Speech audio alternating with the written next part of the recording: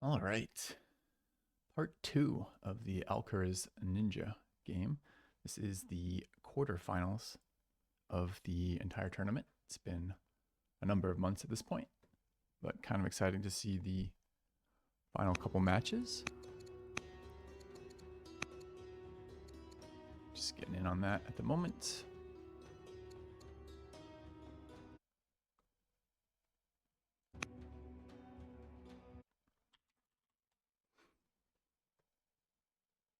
And see in a second. We're actually in the game. Over 20 grams of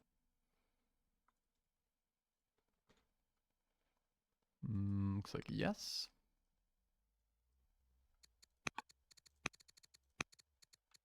Make sure I am an observer. I am. Cool. Okay.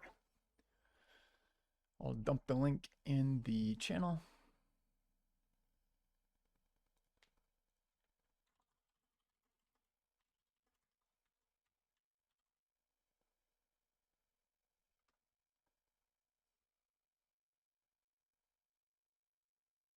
We should be good.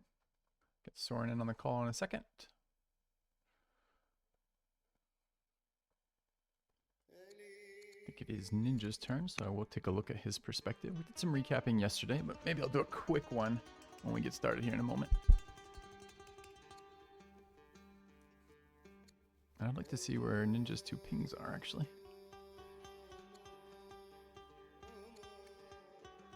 Because I don't see him.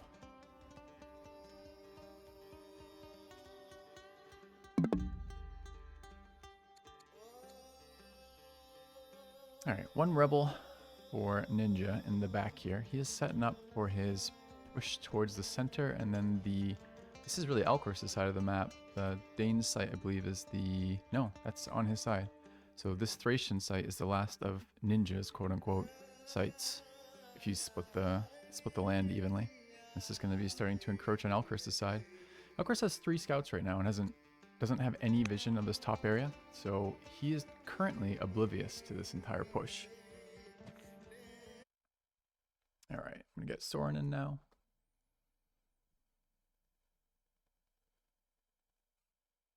Hey, Soren.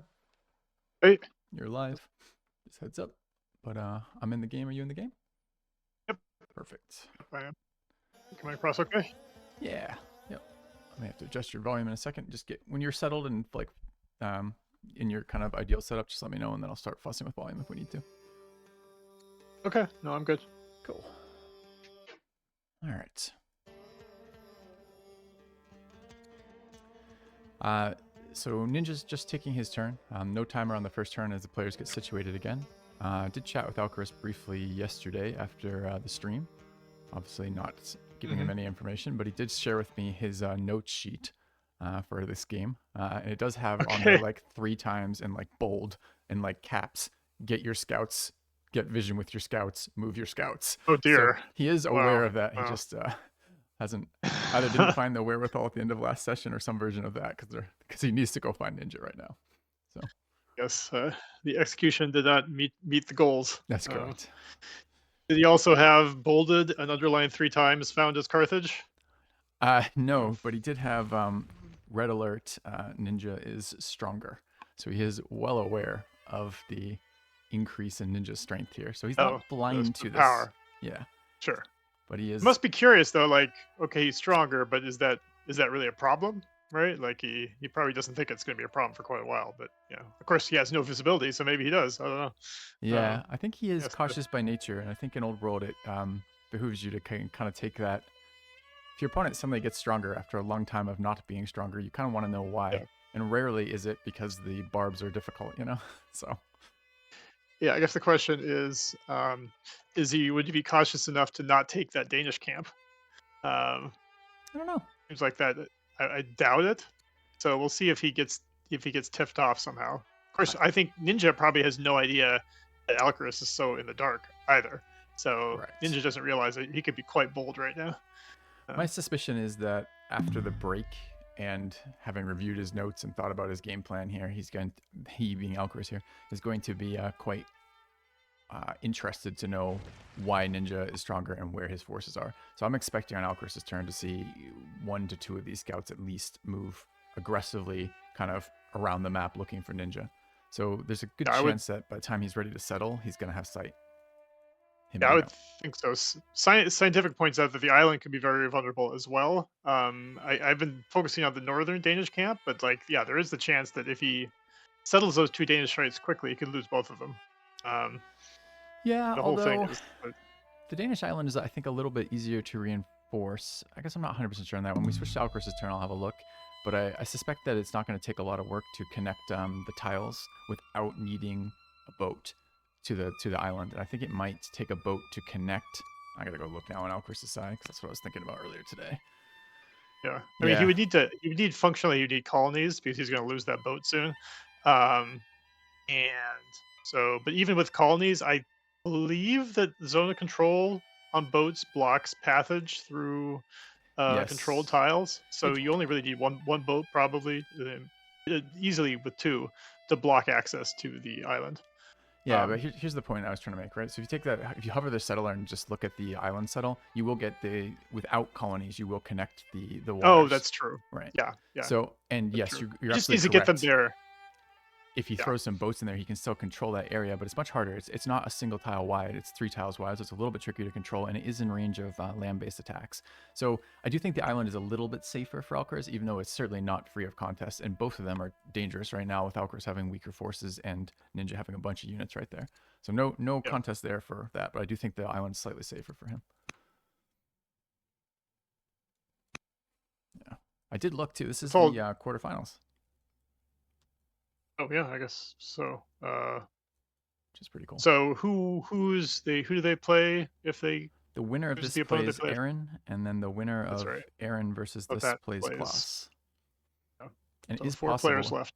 Yep, and it is possible that there's 2 matches with Klaus, right? So if Aaron beats Klaus, that would tie it up 1-1 for them, and it would go to a game 3. If assuming Aaron beats whoever wins this, and then etc. Right? So between 2 and 3 games left, I think. Yeah, which is pretty cool. It's been a long tournament. Yeah. So would you try to heal that scout? I mean, it's a huge oversight. There's nothing. Would you try to heal that scout before going exploring, or just plunge into the darkness? I'd plunge into the Danish area right there. You can see some forest. You'll find somewhere to put the scout that's safe, and you can reevaluate afterwards. Yeah, he doesn't have 100 training. It's so important at this point that I would definitely force march the scout. So maybe wait a turn just in case. Well, you can get into. I mean, it's only 2 moves to get to this tile he can see, right? The hill. And then you can go from there to a forest. So I couldn't tell if he sees the forest or not. But yeah, if he sees the forest, I would say definitely go for that, and then wait next turn in case he needs the forest march. Yeah, I don't think he knows about the middle forest for sure because he hasn't scouted that. But I think he can see the stuff around the Danes, right? He's got vision there if you select from his point of view. Anyway, so what else do we have going on here? A couple interesting wonders having finished. Jerwin is done now for Ninja. We'll have to take a look how many farms he's got with that. And Alcaris having finished both Apadana and Museum. So that's fairly good for him too. I wonder if we will see Ninja pay any attention to some disciples for Jebel, or if he's just going to finish like a 3-city Jebel. Yeah, we've been sort of waiting. I mean, our assumption is at least he'll use that disciple next turn, but I guess we'll see. Yeah, and it will be 2 next turn, right? Because the builder is also available to be moved, and it will create 1 on the turn the temple finishes. Sorry, what? It will be 2 disciples, so he'll have available next turn, right? Because the builder will become available. The one who's actually building the wonder would be able to go. Oh, I forget that you get a free 1. Okay, so that works out pretty well, actually. I mean, look at get to 5 cities as long as he does the right thing.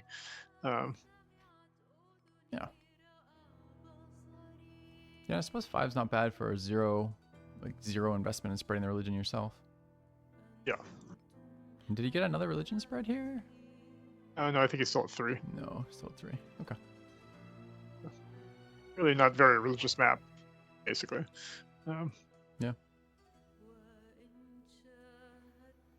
I'm excited though to see these Paultons. Paultons are going to be nice and fast to reinforce, even despite how far they're going. He's got great water coverage, so once he hits the coast, he can go pretty much anywhere. And they're a very strong unit just in general, routing and horses and the rest of it. And these are flanking ones. These are champs or riders. Yeah, and he will, because he's got a bunch of trash units, like he will need his orders these next 5-10 turns. So you can already see actually a lot of his workers are not doing anything. So we'll see if that, costs him long term. Yeah, we did have a look. So it does look like Duran Aqueduct is doing work already. He's got 4 of his 5 specialists up. I had a look yesterday. One thing Alcaras does have going for him is he's basically closed the order gap between him and Persia. I don't know exactly why. I think this is probably the garrisons is probably what I'm guessing right now. It seemed to be a bit of a slow uptake for Ninja to bother with garrisons. And Ninja's economy is a little rough right now. He's minus 300 gold a turn and minus 11 wood a turn. So he's going to be fine at the moment, but he's going to want to at some point invest a little bit of effort into fixing that. Yeah, I mean, basically it's just a bunch of maintenance.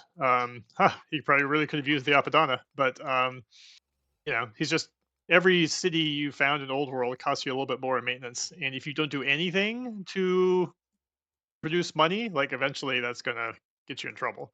And he really hasn't done anything to generate himself some money. And as you pointed out, I think on one of our other streams, it's not just number of cities; it's also distance, right? Yes. So as Ninja expands across the map, it's more and more expensive. Like Hatra costs him 33 gold a turn right now. Yep. You just found an Anshan, and that one costs him 58 a turn. Yeah. Yep. It's a lot of maintenance. So he would probably, and 10% off all of his cities, is quite a lot at the moment for a discount. So it'd kind of be nice if he could, city connect some of his other cities. And this was not a rider city, despite all of the talk about utilizing that bonus, which he's done to good effect for growth, but maybe not tracking on maintenance. Yeah, I mean, you can definitely see why that's a good hunter city, but yeah, is he close? He's 1 tile away from no, he needs 2 more roads to finally connect his capital. I mean, that will be interesting to see how much his money goes down, like his deficit goes down as soon as he makes that, because what's that, 10-20%? I think it's 10 for connected cities, right? But all of his riders already count as connected, so yeah. So it won't be connecting about 2/3 of his empire, even if he gets everything done as a change. Yeah, I don't know if that's a good hunter city or not. Like, surely if the game goes long and he needs to do growth-related things out of the city, sure, 4 game is great for that. But at the moment, I don't think he really cares so long as it's just another one of his military cities, right? Because we will start having the family bonuses be relevant, and maybe this one doesn't matter so much, but the next one will probably matter quite a bit. The next 2 anyways. Well, hunters are already furious, so I think he just felt like he couldn't go further into deficit with them, perhaps. Yeah, minus 206 is bad. He's going to start spawning rebels. And he is running slavery and not freedom, which would actually help with this right now. And what is the problem with his families right now? Why are they so pissed? Oof, they just went down even further. Hostile tribes in our territory. Hostile tribes. No, that's just kind of a misnomer. I think that's just the rebel. Rebel. It is. Yeah, which he is not doing anything about right now. Doesn't have any I guess he's maybe waiting for maybe he's got Paladin coming out next turn, so I assume he's going to take care of it that way, but it's a pretty heavy penalty just for the rebels, and of course that could lead to more rebels. So it's pretty easy to control hunter happiness again too, though. I mean, literally just a round of militia for his hunter cities is going to be 20 per city, or I think it's 20 for defended city for hunters, right? So it's going to be pretty easy to bring that back if he invests a little bit of effort in there. So yeah. Now that I think this through, actually, I think it's a bit of an oversight that rebels are counted for that, because it's kind of like Alcaras has complained about that for years at this point. so yeah, he thinks it's an oversight too. So yeah, I mean, I think we just didn't think that one. I didn't think about this situation. So I'm gonna make a note. Says it's very snowbally too, right? Because if you start rebelling, you spawn more rebels, and you can never get rid of that malice. Yeah, exactly. Yeah. I mean, it's like the. I mean, there's like game design. You end up with negative snowballs all the time. This is like almost like an absurd, because the thing that causes the bad thing causes even more of the bad thing, like intentionally. Like we're. It almost looks like we're being mean. Also tribes and territory. Yeah. It does not hurt to be watching these games with you, with an audience for game balance, does it? Oh, the big issue though is the oligarch is plotting against him, and they've got the schemer judge differentiation. So, Man, does he have a? I might, if he had a chancellor, I might like to throw her in jail or something. Uh, have to look at his tech. it's Chancellor just comes fairly late, but we'll have a look in a minute. yeah. I'm surprised now, despite all this talk about Alcaras' notes. His first turn, he didn't move either of those scouts. So this Oh is my gosh, this really? is turn 2 for him, right? So we'll see if these scouts get Yeah, going. I guess so. Yeah. Yep. Wow. Nope, no scouts moved again. He's gonna be totally blind to this push, and I think it's gonna get more and more bad news for him the later that he becomes aware of what's coming his way. Seen some Yeah. What upgrades has this he been turn. doing? He has the. You think he might start at least invading the island? I mean, I'm just trying to figure out like what his actual plan is right now. If I was him, I mean, obviously I would explore, but outside of that, like you think he'd want to start taking the island now that he's got the water control. Because that island's a pretty good site, just straight up. It's certainly gonna be the easiest one for him to think. What is going on? So the Vandals raided him, but they're just going really slow. Yeah. Sorry, I'm looking in the southeast. Yeah, I think so. The AI has changed. It's got a whole messy. Yeah, it's got a whole mess of units down there. Oh yeah, there's. So Look at Baktra. Are those rebels too?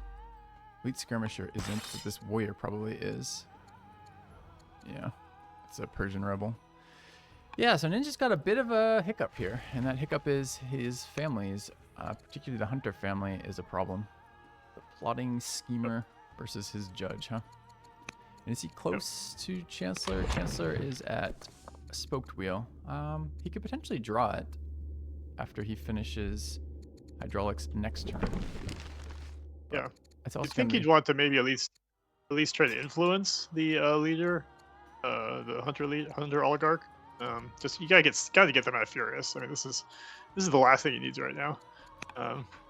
He's got 2 Peltons roaming around now that can clear up these raiders pretty well, but heck, he does not want to slow down. I mean, I love how he's still buying tiles. He's just buying straight east, moving his troops, buying his tiles on the way. Yeah, this is too much for him to fantastic. ignore, though. I think at 15%, he's at 15% rebel probability in each of his hunter cities, and that's just gonna. And he's got a lot of them, right? Like, I don't. Let's take a look right now. How many? He's sitting on 5 hunter families, so this is gonna be consistent rebels for him right now. He is a judge. I think he should consider flexing into freedom for a couple turns just to cut that chance down. It's 100 civics to do it. And he's got to start actually paying attention to some of those family bonuses. Either Chancellor coming up, as you say, to get rid of that guy, or influencing him. Either would work.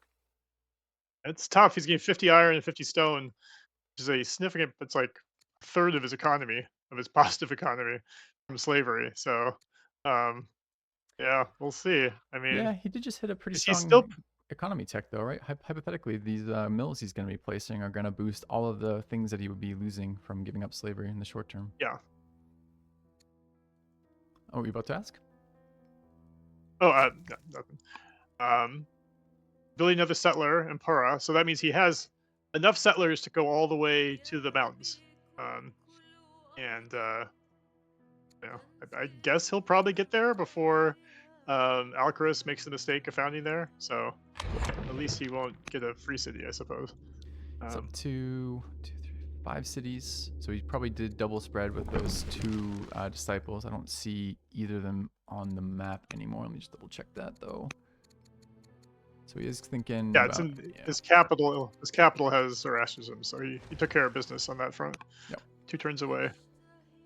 Well, I mean, considering the number of cities he has, he's done a pretty light investment in this, right? He just built the 1 repeated spawner. This says, like, I'm aware of my religion, I'm denying Jebel, and I'm interested in getting long-term advantage out of this, but I don't want to spend resources right now, is the read I get off that behavior. Yeah. Because he definitely could have spread a lot. He's spending he's spending resources on military right now, which, okay, yeah, I can't argue with that for the moment. He has 4 cities over 20 growth production too. So like he could have easily spread the religion around if he wanted. So I just don't think he thinks it's gonna be relevant. He is spending so much money on buying tiles. Yes. But see 6, 7 purchases this turn. Yeah. Like I sold, he was selling resources to do this. I mean, it's I like it, but boy, it's going to be expensive. I mean, the thing that's great about it is it means he will be able to use his bireams offensively once he gets to the east. He's not going to have to leave them in his back line. So anyway, it's an all in strategy. You know, he is going to suffer for this economically at some point. So we'll see. Yeah, I think there's more than the economics really are going to come into play almost immediately too, though, because he's using 4 strength units, right, with his slingers and warriors, and they're at minus what is it, minus 10% combat strength from how much their families hate them at the moment. So already his units are going to be paper thin. So if he does, and he can't, and the other thing is if he spends all his money on buying tiles here, he's not going to have resources to actually upgrade those units when he hits those techs in a moment. So these are going to stay strength 4 units. So that's going to be a problem for him. Yeah. Maybe it just reinforces with a wave of ballista and Poltons and doesn't care. Or maybe Alcaras doesn't have enough to deal with it. We'll see. But they're not going to be in great shape, those units.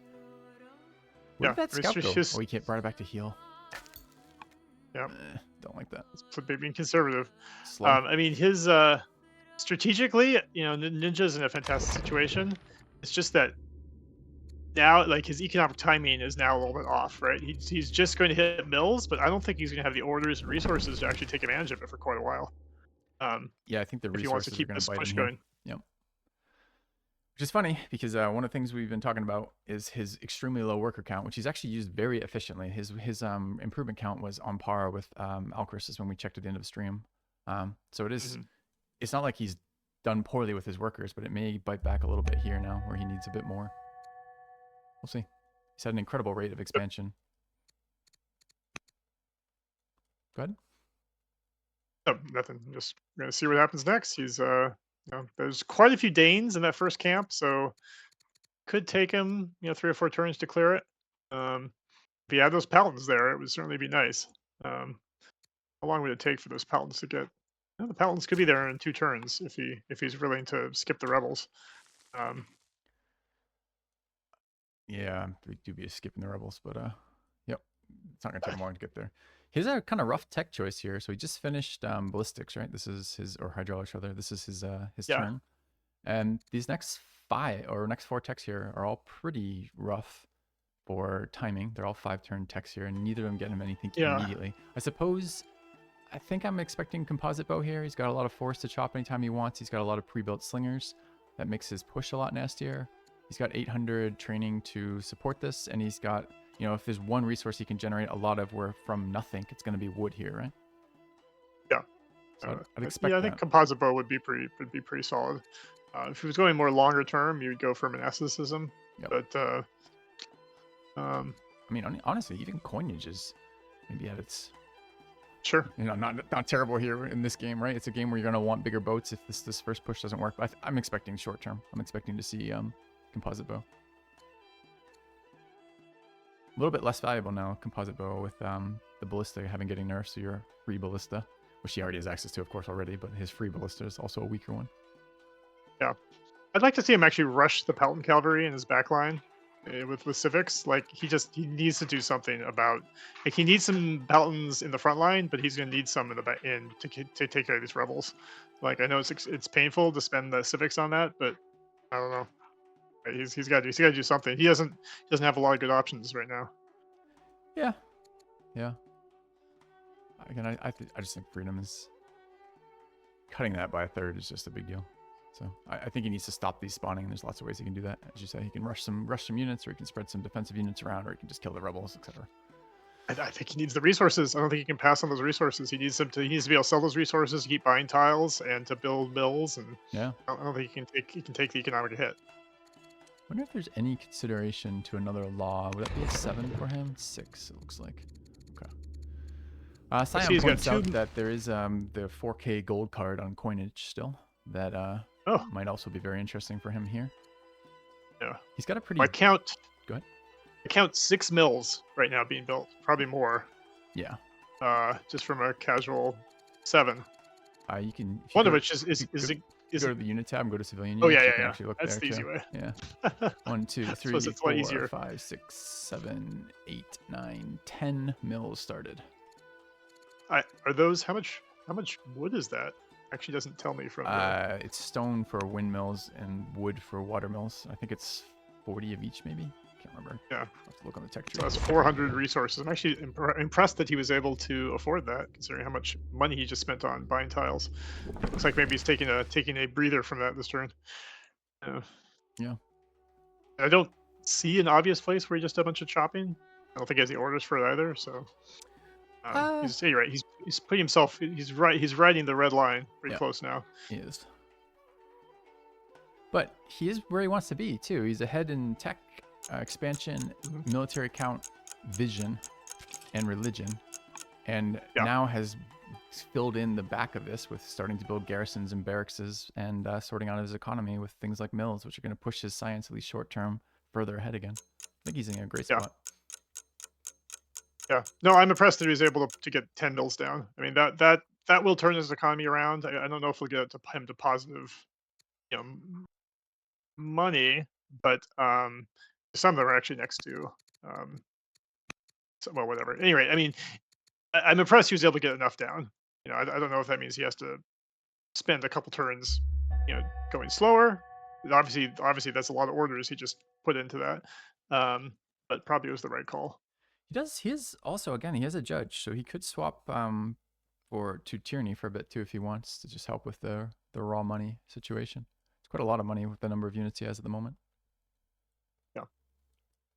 And presumably Constitution will stop being quite as much a percentage of his science income when he gets these mills down. So there'd be some call for that too. We'll see. There's a 1,000 gold gap between the rates right now.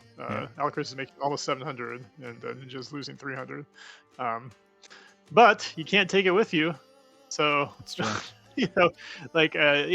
Stockpiles are waste, basically, right? Alcaras has got 1,700 food, but so what? If he hasn't figured out a way to actually deploy that food in service of something, then it's just a waste. Yeah. At least in the short term, for sure. And I mean, there's other problems. Alcaras is now 4 cities behind as well, which is quite a lot. He is expanding to this quadruple growth site, which is good, but that does pull his units entirely the opposite direction. Where he's going to need them in a moment. Well, interesting. I feel like he's accidentally doing the right move here, because at least this site is safe. It's certainly one that he needs to take eventually, so probably his best time to take it is right now. He doesn't realize it, but he should absolutely not be taking this island and the Danish, the northern sites, because he is at risk to lose them. So I think he's fortunate that he's taking the southern site. Yeah, I can't tell. On the one hand, I agree with you. Like, it keeps his forces out of ambush range, etc. But on the other hand, he needs to find this stuff, and he needs to have units to protect his stuff if Ninja gets aggressive with this. And I'm expecting Ninja to get aggressive. I mean, with this. I don't think his risk in the next 10 turns is his homeland being invaded. The risk is just that, like, he's going to lose these sites, which are very much within his orbit. Well, I think that is almost worse than his homeland being invaded. I don't think an invasion of his homeland is going to succeed at the moment, but I do think if he gets boxed out of the expansion areas that he needs to be competitive, if the game goes longer, he loses. My argument is those sites are lost. I mean, I don't see any way Alcaras keeps those sites. Maybe the island. But the fact that he's still not building. He has 1 ship. Yep. And wait, where even is that ship? He moved it south. No, he moved it south to get access to the Danish camp easier. Yep. Okay. Yeah. Okay. Well, scouts of exploration. Like, they don't need the ship to go explore. Yeah. I just lost track of it. But anyway, my point is that those northern sites are lost. So any resources he spends trying to take them is just bad for Alcaras. I'm not sure what he should do. I mean, at least Alcaras is aware that he's not getting rushed from the south. So, with lack of any actual info, like, maybe that tells him that, like, okay, the safest place to push is in the south, because I'm not going to get surprised. I mean, I can answer what Alcaras needs to do. He needs to put his scout in a location where it sees the enemy. That's what he needs to do. That's the number one thing that needs to happen for Alcaras.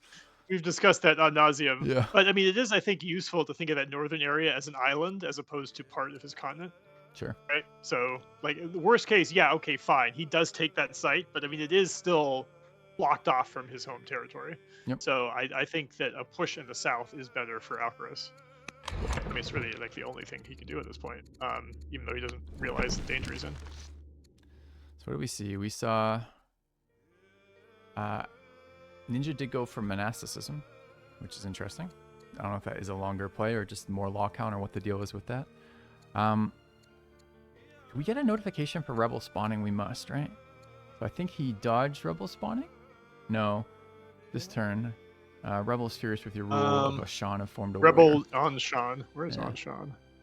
That's in the front, right? Yeah, so he probably just killed that Oh, instantly. we got lucky. Yeah, I just saw it. You got super lucky. I mean, his troops are all there. Yep. So this is interesting too. I mean, okay. Go ahead. Looks like the hunters are at negative 199. I don't know what happened. They just went from 170. He just lost 20 somehow. He probably put a unit in one of their territories, right? And because that's gonna do. Yeah. Every one of those defensive units is going to be worth. Oh right. Plus cities with defending territory. Yeah. And it's not the walls; it's the hunters specifically have that benefit. As I said, it's really easy to adjust hunter opinion if you have a large number of their cities. Yeah. We used to have that as a general rule for everything, and we just found it was just kind of too, I don't know about strong. We just didn't like it as a general rule that you always had to keep troops in all of your cities. But we're like, well, since it works anyway, we'll just add it to move it over to the hunters. Yeah. I like the different ones having different bonuses. It takes a minute to kind of like track them, but it is cool. Jebel finished. And what did he get for temples out of that in the end? Let's find out. 5, 6 it looks like. No, one of them is a paganism. 5. You got 5 temples out of that. So 2.5 orders, some culture. They go in interesting places. I mean, yeah, that's great. Some orders, some culture. Oh, Ballista's coming out of his capital. Good thing he's got that road. Yeah. Did he finally get city connections for his empire? Yeah, he finally got city connections. So he's cut his deficit in half. He's now to negative 170. Yeah, that's a big deal. Even though he's going to be founding more cities soon. So presumably, I'm curious to see what he does now, because there's a raid just started from the Danes. So he could theoretically wait for the Danes to come to him to kill them, as opposed to waiting into everything. I think I would probably do that if I was him, to just move up your back troops instead. Yeah, I don't know. Depends how aggressive he wants to continue pushing down that way. He does have to take a breather for a second to do economy. So you look, he's now minus 180 gold, minus wood. He's making a lot of food and stone per turn, but he's at very low reserves at the moment. As you said, redlining it seems pretty accurate. Yeah, I mean, he's got so many biomes, he probably can use a couple of them for transport at this point. I mean, he doesn't know yet that alcaras only. I assume he doesn't know that alcaras only has 1 biome. He doesn't have any vision down there, does he? No. They're now similar on military score again. What did Alcaraz produce? I know he's producing. He got to 4 laws, I think, the end of last session. He's producing his unique unit out of his military capital. What else has he been building? Just maybe upgrading some of his junk units? Kind of looks like it. A couple spears, I suppose. Well, I'd love. Speaking of scouts, I would like to see Ninjaa move his scout to the island or something. You know. Yeah. He actually has pretty bad visibility as well. At least he's just done a better job of exploring. Yeah. If he could get to the island and he could see that Alcaraz doesn't really have a navy there, then time to get a lot more, even more aggressive. Yep. What do you think? Tyranny or Constitution for Alcaraz? He knows he's behind in science. Well, for Alcaraz, mm-hmm. Yeah, I would think Constitution. He's gonna make that decision this turn. If you're behind in science, you can't keep falling further behind. Although it does flag him as similar, or rather competent, so equal. And if we actually look at their rates here, they are making basically exactly the same amount right now. So what I assume is there's just that deficit from the early game of about 400, I think it was in the end. Let me go check. Yeah. I mean, he doesn't need the money. He really doesn't need the money, right? Because now. So I would definitely go for the science. I mean, obviously the training boost is nice, but at least from his knowledge right now, he's not aware that he needs a huge training boost. Yes. He certainly is not playing that way. Well, it's nice to see he has an African elephant coming out, so he'll actually have something with some punch when he gets surprised. Yep. And he's moving onto the island for the first time.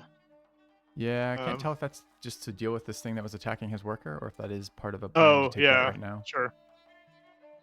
I suppose he's still focusing on that other Danish camp. That's where a settler is going, certainly. Is he building another settler anywhere? He must be, surely. Nope. Not that I see. Oh no. So At he's least we're still. I mean, well, it's not bad. I mean, it's good because he's not going to be able to settle those sites anyway. Well, if he's going Although to hold that island, it's he going to should. require he has home territory and a city there. So I just don't think there's any way he can hold that island. yeah. Yeah. But I mean, I may be too negative on the island. I mean, it is like very close to Alcaraz's territory, and it's not like he has a horrible, set of cities or something. Like certainly he could stream a lot of units onto the island. It really comes down to whether Alcaraz can block off the island or not with the navy. That's been the main argument, and he'll have the boats, but it is going to be tough because those boats are going to get pelted with like annoying ranged units, right? I think it's a different. Like you could look. There's different stuff in there. Like there's not a million tiles that can attack there, so it's not impossible to block most of the boarding tiles on that island.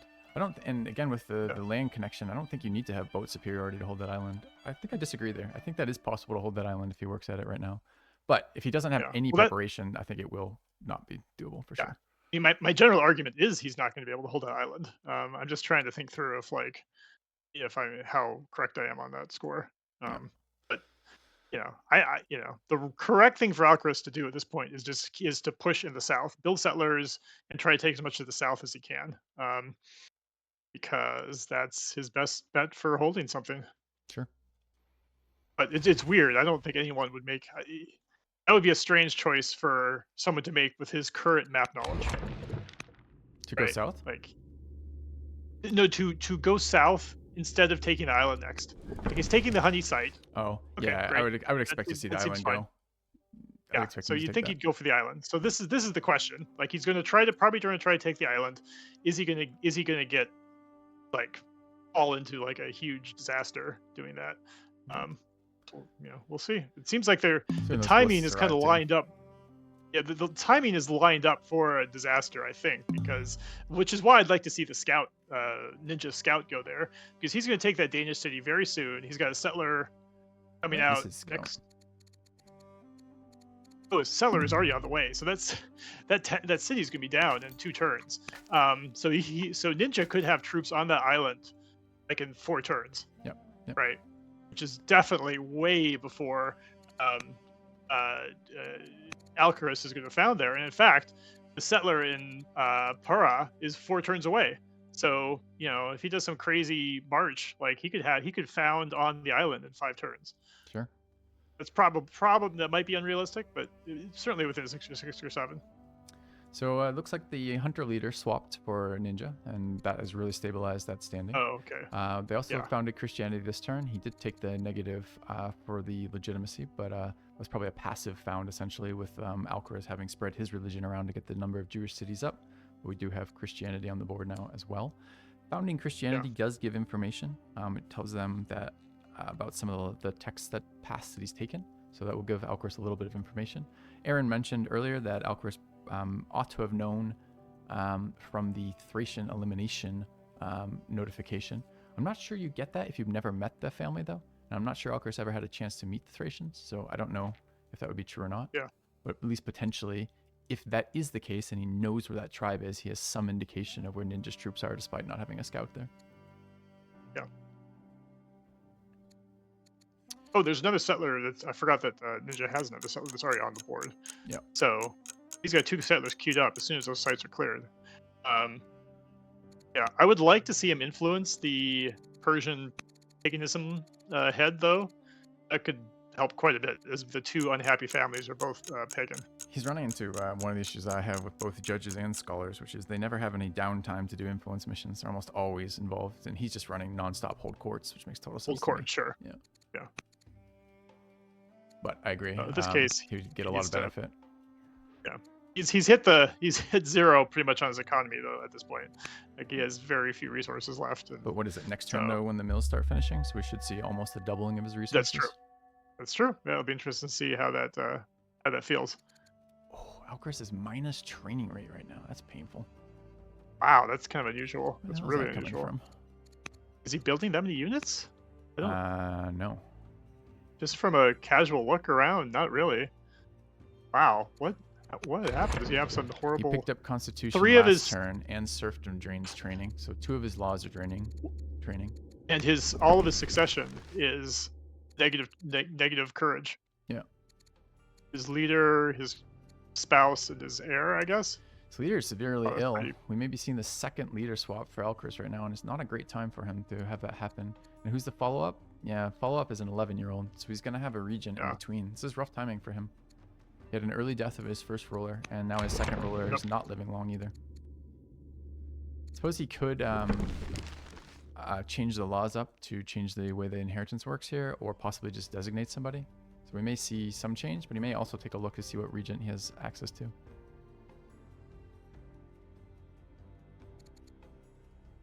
But spooky timing. Is he getting his ready third and too? Yeah, he is. Yeah, his third in line's a pretty good leader. What is that, an orator? So let's see, maybe saying them as there. Decent stats. He's got one friendly family. He loses a lot though. That's currently his ambassador, so it's doing a ton of work for his standing. So if he does designate her, he will lose. Yeah, the family's no longer friendly. So catch-22. Yeah, he might still choose to do it. You can, if you put some effort into it. It's sometimes tough to guess ahead of time when you're gonna have 2 transitions like that. We'll see if he bothers, but orators can be strong. I mean, she's also 49. I mean, having a young leader is not great, but on the flip side, sometimes it's like, well, okay, then at least maybe I have a leader that's going to stay around for a long time. Yeah, interesting too. He's not tutoring her. She's 11. No one's tutor missioning the 11-year-old. If you're gonna have this be your heir, you want to get those stats up if you can. Oh, just became an ascetic. It doesn't block leader, right? No, it just blocks all the roles. Yeah. Jobs. Okay. All right, but we will start to get some information about Ninja's intent here shortly. I mean, it's clearly offensive in nature, but when is the big question here? Is it going to be a push with slingers? I suspect not, but maybe. Well, he just wants those sites, right? He just wants to clear the Danish camp. He's not. I don't think he's looking to attack Alcaraz. I cannot imagine that he moves all these troops up here, settles those cities, brings the boats over, and doesn't start looking to attack. Do you really think eventually, he's sit back sure, then? but the next. No, what I mean is that the next 5 to 10 turns is about getting 3 cities down on those 3 Danish sites. Oh yeah. So it doesn't matter. Right? He could do just fine with slingers. It is true though. Like, it's interesting. He took Gnosticism instead of composite bow. Maybe he just figured his economy was just not going to be able to support upgradings. I think it's 7 law. I think he's thinking about 7 laws. Okay, sure. Yeah, no, that makes sense. That's smart. And of those 2, it's going to be those are good laws or too. Architecture. Yeah, and the laws off monasticism are incredible. Yep. We do see, we see his economy doing okay, honestly. He's getting the gold loss down. He's probably a little short on goods right now to actually produce things, and I can actually see some empty cities suggesting exactly that. But he has got his rebels under control, and I mean, look at his build order. Look at his queues, right? It's all military. Where can I see that? Is there a way somewhere I can see all the queues? Here? Yeah, this one. All right, so what is it? It's Polton, Ballista, another Polton, 2 more biremes, and 2 more ballistas on that. So, one of those is a onager, not a ballista. So it's 3 ballistas, an onager, 2 Poltons, and 2 biremes right now. Yep. It's a build queue. I mean, he's got some good units coming. Like, his trash units are all in the front, but I mean, these are solid units. These are certainly better than anything that Alcaraz has. Yeah. So yeah, it'll be interesting. The onager is about to come online. I'm looking forward to what his plans are for the onager.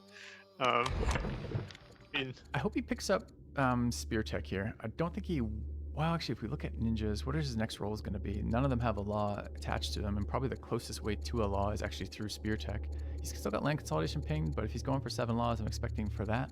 But I do think right now, every one of Ninja's units is well countered by a routing horse unit, which is the Carthage unique unit, right? So at the moment, his ballista are weak to that, his onagers are weak to that, his 4 strength units are super weak to that, and he has nothing. He only has the 1 mercenary spear that can slow down a route chain.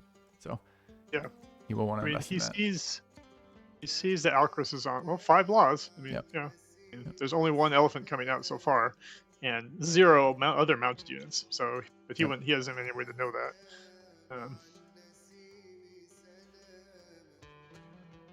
Where did that scout has not moved? All right. So what is he chewing on right now on this turn? But he's still pushing. He's gonna be clearing that Dane camp next turn. Although not in time to prevent one more Dane from spawning. But the settler's in place, so there will be one more city down next turn, and then two left, two to go. Hmm. Interested to see if does he have any orders left? Not enough. I suppose he doesn't need to do it this turn. Next turn he'll, I think, anchor so he can get to the island. And he'll so that Danish camp is still gonna actually take quite a bit of units to actually clear. Wow, until a ballista shows up or a Polton, then it won't be too bad. Well, yeah, but every turn counts here. Like, if he can't clear it next turn, that'd be really unfortunate. You don't want to lose any turns. He is rushing. Actually, they're keeping on target here with the science. I suppose Constitution hit for Alcaras right about the same time those mills are finishing for Ninja. So his science rate is not ahead any. Like, he still has that 400 gap, and it opened just very slightly in those mill turns. But right now, Alcaras is making the same science per turn as Ninja is. So that gap isn't going to move right now. Mm-hmm. I assume the festival is literally just because he can't afford goods for anything going on over there. I'm surprised it's not a council. 6-turn festival is not generally something you want to be building. No. He hit 0. He timed it well. He had just enough to make the mills and buy the tiles that he needed. I almost think there's an argument that maybe some of these tile buying was a mistake because he has Byreem sitting around doing nothing, and probably spent $1,000 on those, $1,000 or 1,000 gold. On those 5 or 6 tiles, which he didn't actually need to do right now. Considering the woeful state of his economy. Yep. But at least he got the bills down. It'll be interesting. Next turn, a bunch of them will come online, so it'll be interesting to see what happens to his economy then.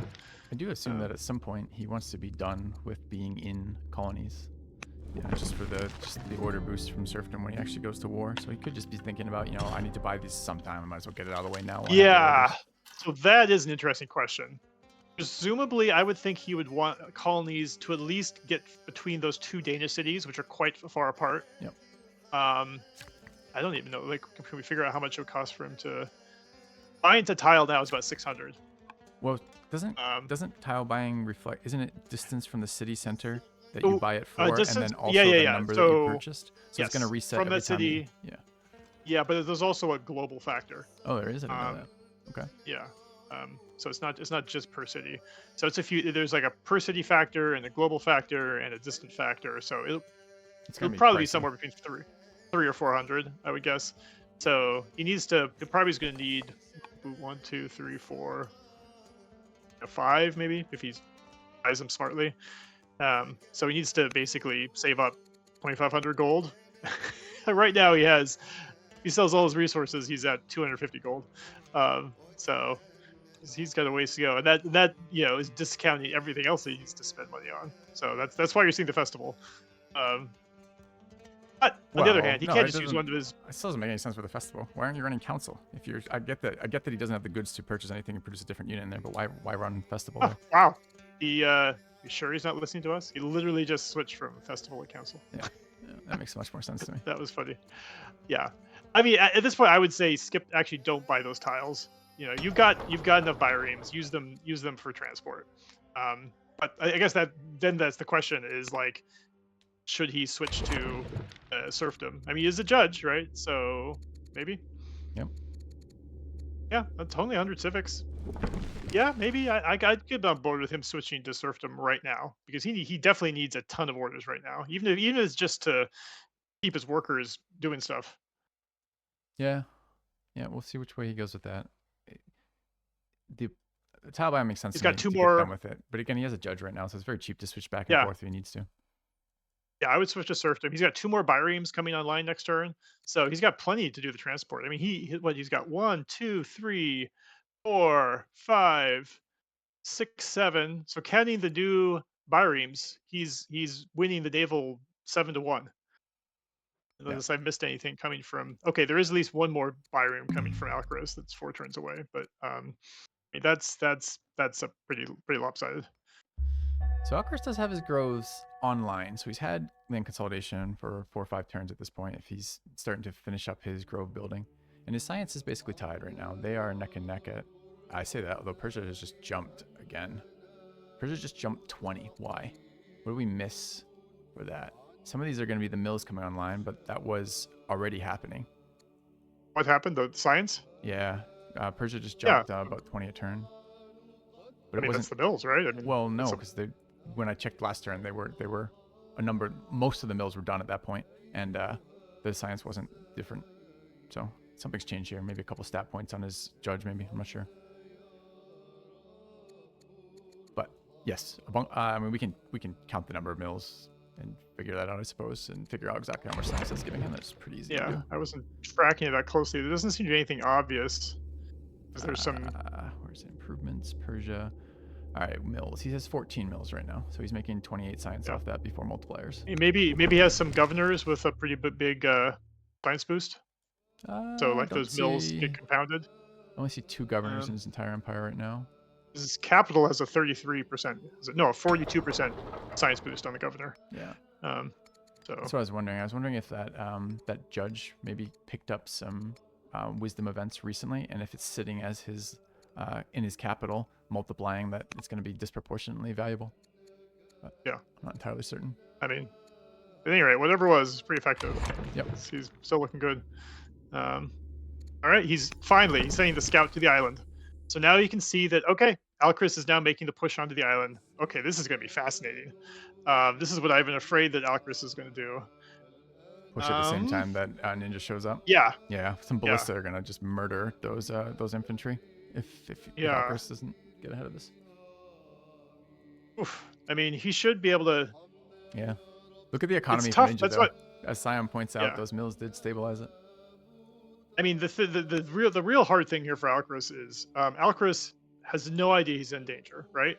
But he still has not explored any of that, so he has zero concept of what's coming. And Ninja still needs maybe 3 turns to consolidate stuff, because I don't think he's not going to be able to clear the Danish camp this turn. So he's got to do this turn, the next turn to clear it, found. So you're talking basically 3 turns to get to the island. So in those 3 turns, Alcaris is going to do all his work for him, clearing those Danish troops. Yeah. So the other thing Ninja needs is he needs some of his better tier units to the front, because I mean it takes him 1 turn to extend his boat network to get on that island. Yeah. And if he has a ballista in range, worst. Yeah, and think of it this way: it's like worst possible timing for Alcaris, because like as I said, he's clearing those Danish troops, but Ninja has visibility on this now. So Ninja's going to be like, oh, okay, I can now time this to hit the island right when he's about to clear the Danish camp, right? Yeah. Like if he really works things well, he could move in the turn that like the site is available.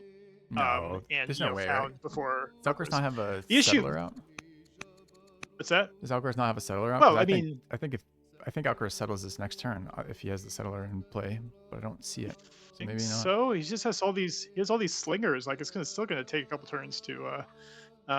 Yeah, you're right. He should be able to clear. He should be able to found a 2 turn. Alcaris should be able to found 2 turns right now. Actually, maybe not, because he can't actually move around unless he gets a horse unit in there right now. He cannot redeploy that infantry in any way because he has no. The camp zones him. Yeah. I guess he can move past it. No, he is anchoring. So Ninja just anchored. So he's obviously thinking through this. God, where is this friggin' scout? Why are we healing the scout for 3 turns here? The fact that Alcaris can't see. Oh, there's 1 tile he can see the anchor on. Right? Yeah, I don't know exactly what's going to happen. I don't know exactly what's happening in the island. There's lots of bad possibilities for Alcaris. But the fact that Ninja sees everything gives him such a huge advantage. Yes. And, again, it's overall too. The scouts are basically invincible. No idea. You need to be moving them a little bit. They got to have those out there. They're just too good in this game. Here's the one thing is I do think this the far anchor. Let me switch over to Alcaris. This far anchor might be a huge mistake, because does Alcaris see the anchor? He does, but 1 tile northern sees the anchor pearls. he sees. Yep.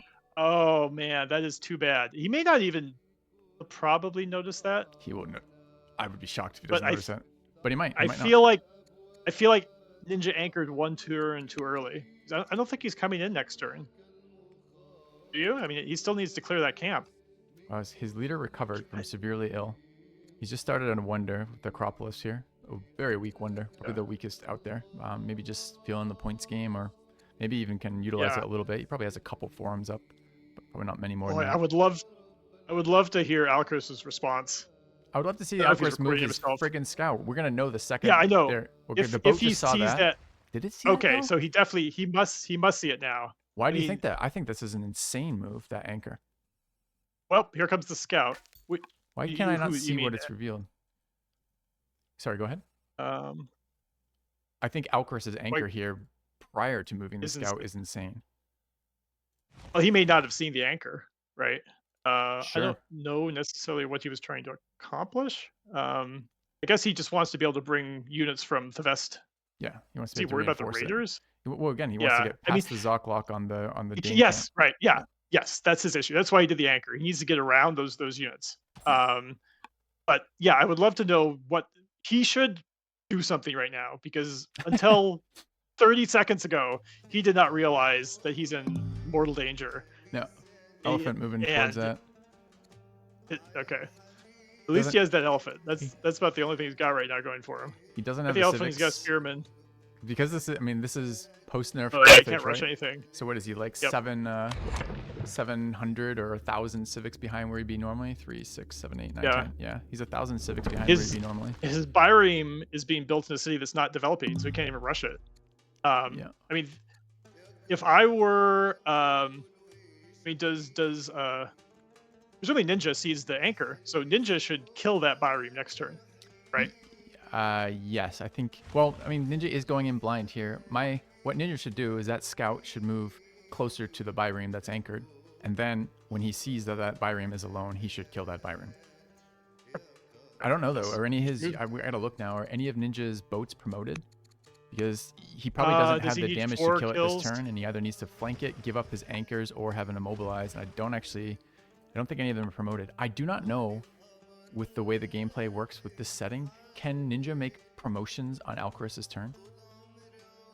I don't think so. You don't think so? I don't know that. Maybe I think Scion ought to know that, or someone in chat ought to know that. I assume they're playing on tight, right? They're playing on tight. Yeah. Well, I guess tight is not strict. Players not allowed to do. Can only move civilian units. Oh, really? They're playing so that they can move their workers on each other's turn? Yeah. Huh. That's interesting. Is that most of the games, tournament games, been played that way? Yeah. Okay, interesting. I haven't seen. I would have expected to see that become more of an issue of like someone moves it. I guess basically most people spend all their orders on their turn. People aren't saving their orders for movement on the other person's turns. Because yeah, functionally speaking, I assume Ninja has 0 orders right now. I mean, I guess he could burn some. Let me see. Is the promote button? I don't know. Promote button is. We're on Ninja's turn right now, so be careful. Okay. Okay. So, yeah. All right. And those boats, and the anchoring boats wouldn't have been able to either, because the anchoring boats were anchoring. That was their action for the turn. But yeah, I am curious about that because. Oh, whoa, what? Oh. What are you whatting? I mean, I guess that's why he anchored. He moved a slinger onto the island right now. I do not like that move. Why are you doing that? What? I mean, got the Paladin. Oh, is he gonna found? Yeah. He's doing the thing I said maybe would be possible. Wow. Okay. I mean, if I knew there was a way to do it. I just didn't think he was going to be that close to it. So he's got the cell. That's amazing. Good job, Ninja. That is an amazing move. I do. Wow. We discussed this like 2 turns ago, like whether it would be possible for him to settle here before Alcaraz. Wow. Alcaraz must just be. He should be rocking. Hating life right now. Bit. Yep. Because he's. I mean, this is his own bloody fault, though. Even as I thought we spoke after the stream yesterday just slightly, and I didn't. Again, I didn't share any information, anything like that. I just kind of asked him how he felt, like what's going on. He shared his notes with me, and on their notes was like 3 times was move my scouts, and he didn't move his scouts at the end of all that. So he knew it was a problem. We knew it was a problem, and now he's getting punished for it. And you kind of like to see that. I do like to see players making knowingly bad decisions get punished for it. That's something I do like. I assume this was Ninja's plan all along. I love that he's skipped over the other Danish site that he was close to go for the kill on this site. I mean, I think that's amazing. It would have been tempting maybe to let Alcaraz do the rest of the clearing for him, but but like I really like the aggressive move, especially since Alcaraz did anchor that boat, so he could presumably take the city as soon as possible, possibly next turn. Yeah. Um, Do you see the problem right now for Ninja though? Because he can't does he have a reach a settler that can settlement. actually? He can, but he can't reach a settlement site right now because of the barbs zock it, right? So he So has there's to no kill entry those into it. barbs. He has to kill one of them to Does get he? to a tile. Yeah, even Does with he a have force a march. problem? He doesn't have enough. He doesn't have enough melee units to do that. Oh, he cleared it somehow. I missed that. Was it the Palton route that killed it? I guess. Probably. Oh, Since the anyway, and Palton still has another I assume attack. he's gonna found Hunter here, so he immediately gets the amazing range units. Well, yeah, probably. That probably makes sense. I don't think it matters which of his military cities exactly. He didn't choose to go with them. No, he went for riders. I don't I know really what would the have liked proportion to of his see. units are right now. I guess the bulk of them are actually hunters. I think I would Yeah, have preferred I really hunters would too. like to see hunters here because eventually you think long term you get a hunting onager. Wait, does that bonus works for onagers, doesn't it? Well, all the Sentinel is just in national territory, so all of his units are getting Yeah, their Sentinel bonuses. They're just not getting the family bonus as well. Yeah, so found his hunters there, get some hunter onagers there. Like start pounding him from the island. Oh man, that would be. Is the onager and the onagers are already here? Oh, that's great. And the onager is a hunter. Oh, he should have found a hunter. Well, I mean, he's already getting that. He's already getting. I mean, so great. I kind of agree with you that I would have liked to have seen this been hunter just for the extra 10% for family to family bonus. Oof. But maybe he's worried about his Palton. I don't know why. What a turn for Ninja, though. This is amazing. I mean, I didn't have the time to kind of figure through whether he was able to move his units forward this much to pull this off. Oh, look, he switched to serfdom. I think we missed that because I was gonna say like I'm impressed he has enough orders to do this. So he took advantage of the judge, switched to serfdom, nice. And here we go. Presumably, he has a lot of workers that are not doing anything right now, but that's fine because this is a huge. I mean, I don't know what. I mean, I don't see Alcaraz as someone who's going to GG this, but I mean, this is pretty bad. It's pretty bad news. Yeah, 14 to 10 cities. Science lead on Ninja. He's got his economy stabilized. He's starting to stabilize his families, although not putting a lot of effort into it exactly, but just more like some things have changed to make that better for him. And we'll have to see what Alcaraz does to this, or does with this. He's already well fortified on that island. There's really no path for Alcaraz to take it. And so next turn, that Byreme will be either dead or half dead, right? And certainly zone locked, ideally. So yeah, this is rough. Yeah, why has my perspective not changed with the turn? Let's go take a look what Alcaraz is going to do this turn. Although comparing their economies is kind of comical. Alcaraz is making 1,000 gold per turn. Okay, he's pulling a full-on retreat from the island, which is appropriate. He's making 1,000 gold a turn. He's got 2,500 food. Whereas if you flip to Ninja, what do we got? You can do it on hover too. If you hover the names of the nation. Basically everything is 0. He has 50 or less of every resource and is losing money, losing wood. But again, you can't take it with you. Like it totally does not matter. The stockpiles matter when you start digging deep for building units, but they don't really matter if you if you don't have the time in your cities to produce them and you're facing units right now, for sure. Yep. Stockpiles are a waste. So it's a situation people who play with me on team games see a lot, where my stockpiles are pretty much always below 100, which could certainly bite me at certain times. But it means I can get other stuff out faster. Did retreat the Byreme, which I think makes sense. Spider Fred was pointing out in chat that he could have potentially pushed a bunch of units in this turn if he wanted to, but I think the way this city has come down, the unit he wants to kill is the Onager here, and he has an okay route coming through these units in the forest over here, but it's not great, and it will kill some stuff, but it can't kill the Palton, it can't take the city, and it can't get to the Onager. So he's gonna have trouble even if he pushes in right here, and he's gonna be throwing a bunch of fairly wounded infantry into a very few number of tiles with an Onager in range, a Sentinel Onager in territory. Like it's not fun. He has no idea what's behind Ninja's push, right? He doesn't know what other units are lurking in the black. I mean, there is no way to attack attacking Ninja right now would be foolish. Well, he's got at least suspect. I mean, he watched the suicide. game. He watched Ninja versus Nazar. He saw the Ballista play. He sees the Onager here. I mean, he probably doesn't. There's nothing that directly tells you, I don't think, about ballistas. Like, there's no law equivalent or thing that you see unless you see a mill or see a ballista. But he's got to know he's at least close to it. He's had Onager check for ages. He's had that law for ages. Yeah. Sovereignty. Right. If the Onager showed up here, you know, like it's obviously been on the table for a while. Yeah. So, yeah, I mean, taking this island, that was such an amazing turn. Like, I thought if Alcaras was going to get a city down, that would at least slow things down. But now everything is just so strongly in Ninja's favor because those other 2 Danish sites, he could just pick those up at his leisure. Yeah. You know, no big deal, no rush. Yeah. And get them on the way, which, you know, helps free up some biremes. Oh man, look at that placement of the Onager. Oh. It's very aggressive. Man, I mean, presumably he should put, he needs to put land units in all those, or at least on those 2 tiles that touch the thing. I mean, that's the obvious way to block off. And there's pretty much functionally nothing they can do about that slinger. I mean, that Onager. No.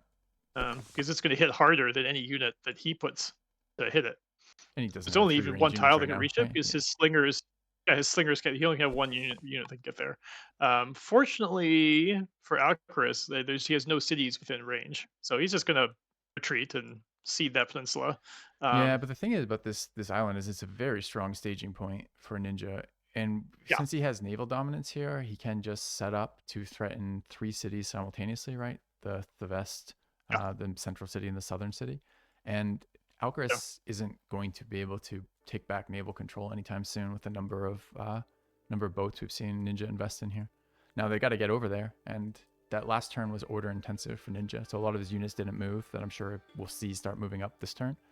But there's a turn or 2 where, you know, there won't be 1 million boats over there. But that's it. There's gonna be after that turn or 2. There's gonna be 1 million boats. Yeah. I think this is okay. I think we are going to see this though. This is the merchant found with 0 nets for Alcaras. Yeah, which even that doesn't bother me that much on a map with a bunch of coastal locations, but forcing it, you know, if the terrain was like more neutral, like if there wasn't a great pick for a family there, maybe you could justify that a bit. But with the removal of that merchant, forcing traders, and then also a setup that's very clearly punished him for that, I don't know. It seemed very ritualistic again. The investment in Carthage forever. He did say he was going to play it till he lost, but we might actually see him losing from that. Swap back to colonies here. Do you see the purchase on Ninja? So he's back in colonies this time. Oh yeah. Just denying Alcaras any tiles over there at all. I'm kind of. Is he going? Okay, can he purchase the tile that's directly east of the water tile there, since it is a coast tile? Yeah.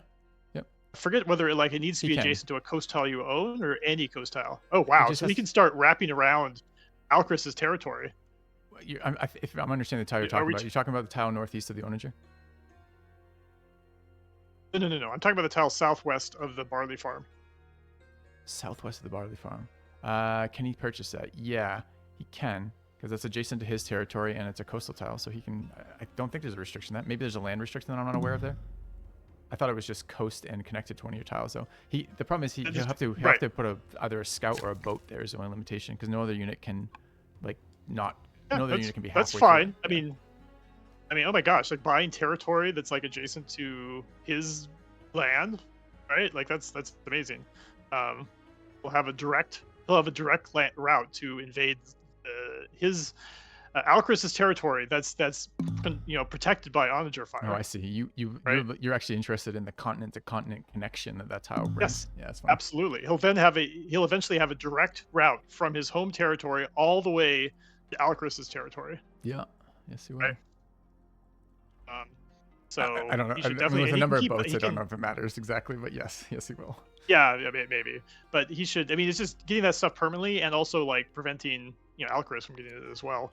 Oh,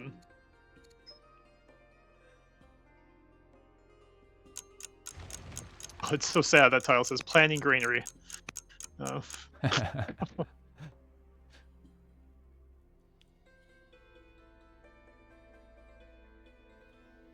Okay, so here's the thing. So I was focusing on this island for quite a while. How can you take the island? Will Alcaraz get to it first? What'll happen then? So on and so forth. Like we basically keyed on this island as being a very important site. This worked out very well for Ninja. My theory though was like this was always going to be Ninja's island. It was just a question whether Alcaraz lost the city or not. Like I think it would be really hard to do. What does Ninja do now? This is a situation where I think it requires a lot more strategic. This is a very challenging situation to figure out the best approach here. Really, I think I have partial answers for all of that though, right? Like he's got siege superiority here, and there's no reason he ever has to give that up.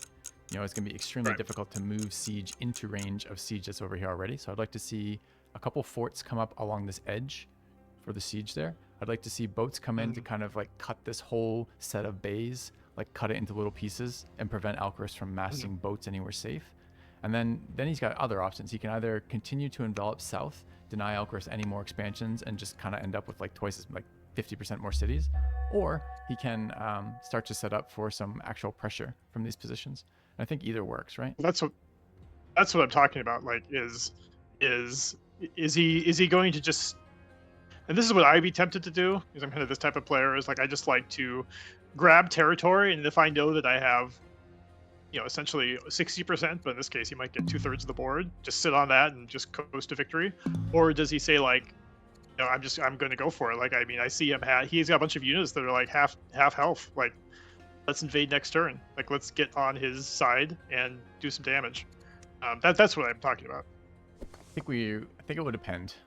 So sorry for the unsatisfying answer, but I think you're right in the sense that we've seen him be aggressive with his units before. We saw it last game quite a lot, and this game he didn't seem to mind throwing them in either. I think if he gets the opportunity, he'll look for that, but I think that's on Alcaraz to either give or deny that opportunity.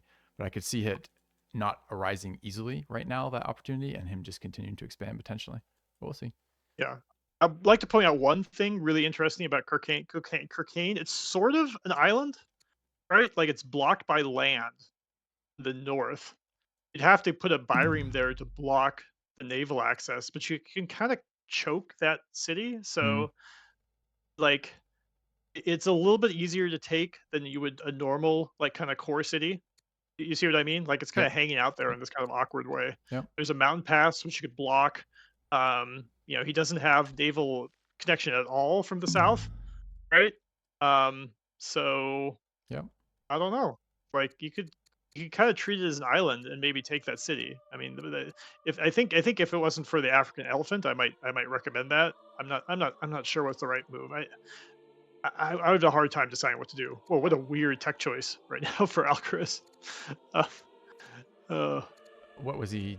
He was on Horseman, and then it was like three boost cards: steel, free chariot, free African elephants, and civics boost. Yeah, he had mid-turn science is what that was. What prompted the tech rollover there? He's building decrees. It's interesting. I wouldn't think orders are necessarily his issue right now. Just valuable.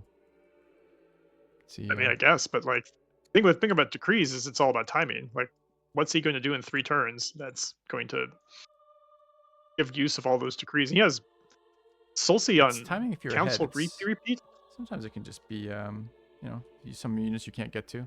For example, scouts. I mean, I don't like either of these. Like, what is the one thing Alcaraz has? He's got a stockpile. Like, turn that into stuff, right? Like, he needs as much stuff as possible right now. Well, what stuff does Carthage build that helps him? I don't know, units. He literally only has warrior, spear, and slinger available in that city, and the fastest of those is an 8-turn slinger. I can see that. Okay, but he's got resources to burn. Like, he'll upgrade them later. I mean, I guess he's bad on training, but I mean, in that case, to build specialists. I mean, just build something that gives you a permanent thing. I don't know how the decrees is going to help him. And then the council to his next specialist for terms of food. This is his statesman cap. I get the decree. The decree is super valuable. Like, even if he doesn't end up getting much from this particular set of 6 orders, like, there's not a whole lot else he can build in that city that's going to be more useful to him than perhaps maybe like the forum for the permanent investment in that, or maybe the festival, right? Because nothing else here does anything. Maybe a worker, possibly, but even that seems like Alcaraz has tons of workers. I'd build spearmint. I don't know. I just feel like these extra orders, the 6 extra orders in 3 turns, like it feels like it's gonna be completely wasted. But Yeah. we'll see. I mean, he's got workers sitting around doing nothing right now, so which I don't quite Again, understand. maybe he But only moves his scouts on turns that he finishes decrees. So maybe well, that's the problem. that's the problem. He hasn't built enough of them. Oh man. All right. So what has Ninja finished? Ninja this turn has finished spear tech. So as expected, going down that route, he now has access if he wants it to. He won't have it next. It'll be the next tech available to him potentially to pick up Divine Rule on top of Polytheism if he wants. Is running a judge, so he likely can generate the civics to go that route if he wants, and it will be essentially an order per city if he goes that route. He's very wide right now. He's at 15 cities at the moment. Oh wow. Okay. Well, we see the next move. What's that? You see that this South. He's going straight in. Yeah. He's going not straight messing around. south, He's taking and the he's city. already got It's the gone. city. Yeah. All right, It's we wild. debated it, and Ninja's already a step ahead of us. I didn't see the anchor come down last turn, or I would have been watching that a little Yeah, bit more closely. he sent a boat south. I mean, you identified this early of like he could theoretically attack 3 different locations. Yeah. And I figured that I didn't know. I mean, he's just moving so fast right now. Yeah. I assumed that he would for sure with all his biremes like just anchor them everywhere to make Alcaras not be able to decide where to defend. But like it's absolutely true. Alcaras only had 1 unit down there anyway. Yeah. So it was an easy capture. Oh man, that is rough. That was rough. I mean, this is the great thing about the island. And this is probably Alcaras's most valuable city, like in like the next 20 turns, roughly, right? With the four groves for science to try to get him. He has land consolidation, so this is going to be not only is he already behind in cities and already looking at a better military, but now he's also looking at losing existing cities instead of just not being able to expand more. That's super painful for him. I mean, he should resign at this point. That's done. Right? I think if it weren't the tournament match of a tournament that's been going on for what, like 5 months at this point, I might be like more inclined to agree. I think he should fight till he thinks he has no chance, but I tend to agree. I think that looks pretty bleak for him. I mean, the only theoretical path he had was southern expansion, which was already kind of dubious to begin with. But obviously and that's the thing about this map. It's so narrow on the north and south. I mean, he's plugged up on the south, right? There's no path for him even to to a frontal assault that city, right? It's now he's blocked by a mountain in the north. Beyond the fact that he's Ninja stronger there. So what if on this turn Alcaras switches to colonies, buys the tile northwest of the barley with the scout, which enables him access to the island on an unblocked territory, floods a couple units in while Ninja stuff is south, and then throws his bireme down to block I guess he can't really block the water here to come back, but maybe he can block some of it. He might be able to get some units across there. I mean, to be fair though, these units on the south don't have to stop until they run into something. They can keep going. They can come right back. Yeah. I mean, I agree with that. I think that Ninja, he had not thought for a moment about that one tile. Presumably all he needs to do is buy that tile the catapult is on next turn, and then that's done. So presumably he will do that. But that is a small move for Alcaras to do, which at this point you might as well do the desperation play. But yeah, again, of course, those units can all come back next turn. Yeah. Yep. Got a horseman from Alcaras. I hadn't actually noticed that he was already there. He's not there. That was a tech card horseman. He came out of he finished that last turn or whatever. Never mind. It's another good unit for him though, again, because everything that Ninja's running right now, besides the 1 mercenary spear, is very vulnerable to horses and elephants. I mean, just zoom out and look at the map. Yeah. I mean, just look where this is a bit like Scion versus Marauder again, where Scion did such a better job of getting cities down than Marauder did that it became a huge problem. Like you can't imagine how the player who's so confined gets back in the game. Yeah. Yeah. I mean, there's been a lot of this and that, but I'd say like at a base level, Alcaras' problem was that he overinvested in economy and he didn't push his cities out faster. Right? He could have had that island 20 turns ago. Right? He could have had that honey site. Fundamental problem. 20 turns ago. He basically, that is a downstream product of his slower earlier expansion, and that was a direct result of him picking Carthage on a on a capital with 3 pastures and 2 elephants in it, and he picked Trader Carthage there. Yeah, I don't know if it was like doomed at that point. I'm not necessarily ready to say that, but I guess I just sort of like the result of all the thing that ultimately was the problem was that like he was not getting his cities out nearly fast enough. Yes. And yeah, anyway, here we are. Yep. But beyond that, so that's his problem. And then on the flip side, Ninja played an absolute masterful game in terms Yeah. of timing everything right, Yep. to have the right units in the right position, and to found the cities fast, but also have the right military units coming on the board at the right time. How do you feel Giving about the mills fact available that at the right time? I mean, that immediately post ballista nerf, the tech that Ninja beeline for was he's still hydraulics? hydraulics. Yeah. Well, it doesn't make me feel bad about nerfing ballistics, ballista. So I Yeah. definitely am not worried about that. Not that I was, but Yeah. I don't think we need to drop it to 4. But Well, I I mean, think so it's far it fine. hasn't been the I mean, ballista doing the work. I mean, the ballista has fired yeah, once. Right now, it's just been the mills, right? yes, And the stuff along it. It's just there's so much good stuff on that line. The civics card, early constitution or early tyranny is amazing. The goods card is on that same line. There's just a million things that are so good along that line. So we'll see. Oh, we're seeing the new double Polton card, 1 turn with overflow here for Ninja. So he will have 2 free Poltons popping out of his capital next turn. So his capital just hit? Yeah, just hit legendary. Okay. Strong, yeah. These are still the Strong, Poltons, sorry. not cataphracts. Yeah, of course. Yeah. He's quite away from legendary. I mean, that's certainly the one thing that Alcaraz had going for him. But I mean, it could be that Alcaraz was still thinking of this as a long-term game, which, if you look at the map size and the general shape of everything, you would guess that that's a pretty reasonable assumption. It's unforgivable here. Like I love Alcaraz. He's an incredible guy, and like don't get me wrong, it's nothing personal about this, but the fact that you have 3 scouts and you're playing it against a player who's shown himself to be aggressive and who's just spiked in military strength, and you don't have any idea where his units are, is criminal. It's not like we're on 4. We're not sitting on 10 orders in a turn or 6 orders in a turn. This isn't turn 4. This is turn 60. Yeah. You have enough orders that those scouts need to go find your opposition. They just have to do that. It's funny. I'm talking about like the decision you make on turn 10, where at turn 10 you kind of just look at the lay of the map and you're like, okay, this looks like a long-term game. But that's like skipping the whole next 60 turns where you have a responsibility to move your scouts out to figure out if you can play greedy. Yes. I wouldn't necessarily say Alcaraz was executing a great greedy play anyway, but certainly that was at least the path he was on. So. But it was his responsibility to find out that was not going to work this game. I mean, it's a little bit. I mean, maybe that wouldn't have done all that much for him anyways. It's, the units are going to be able to move so far with this amount of water connection that he probably can't even see a lot of the units where they're rising from, especially the horse units. But nevertheless, he can see how many boats are out there. He can see the land units moving forward. He can get a sense of the timing a bit more. He was seeing something. Yeah.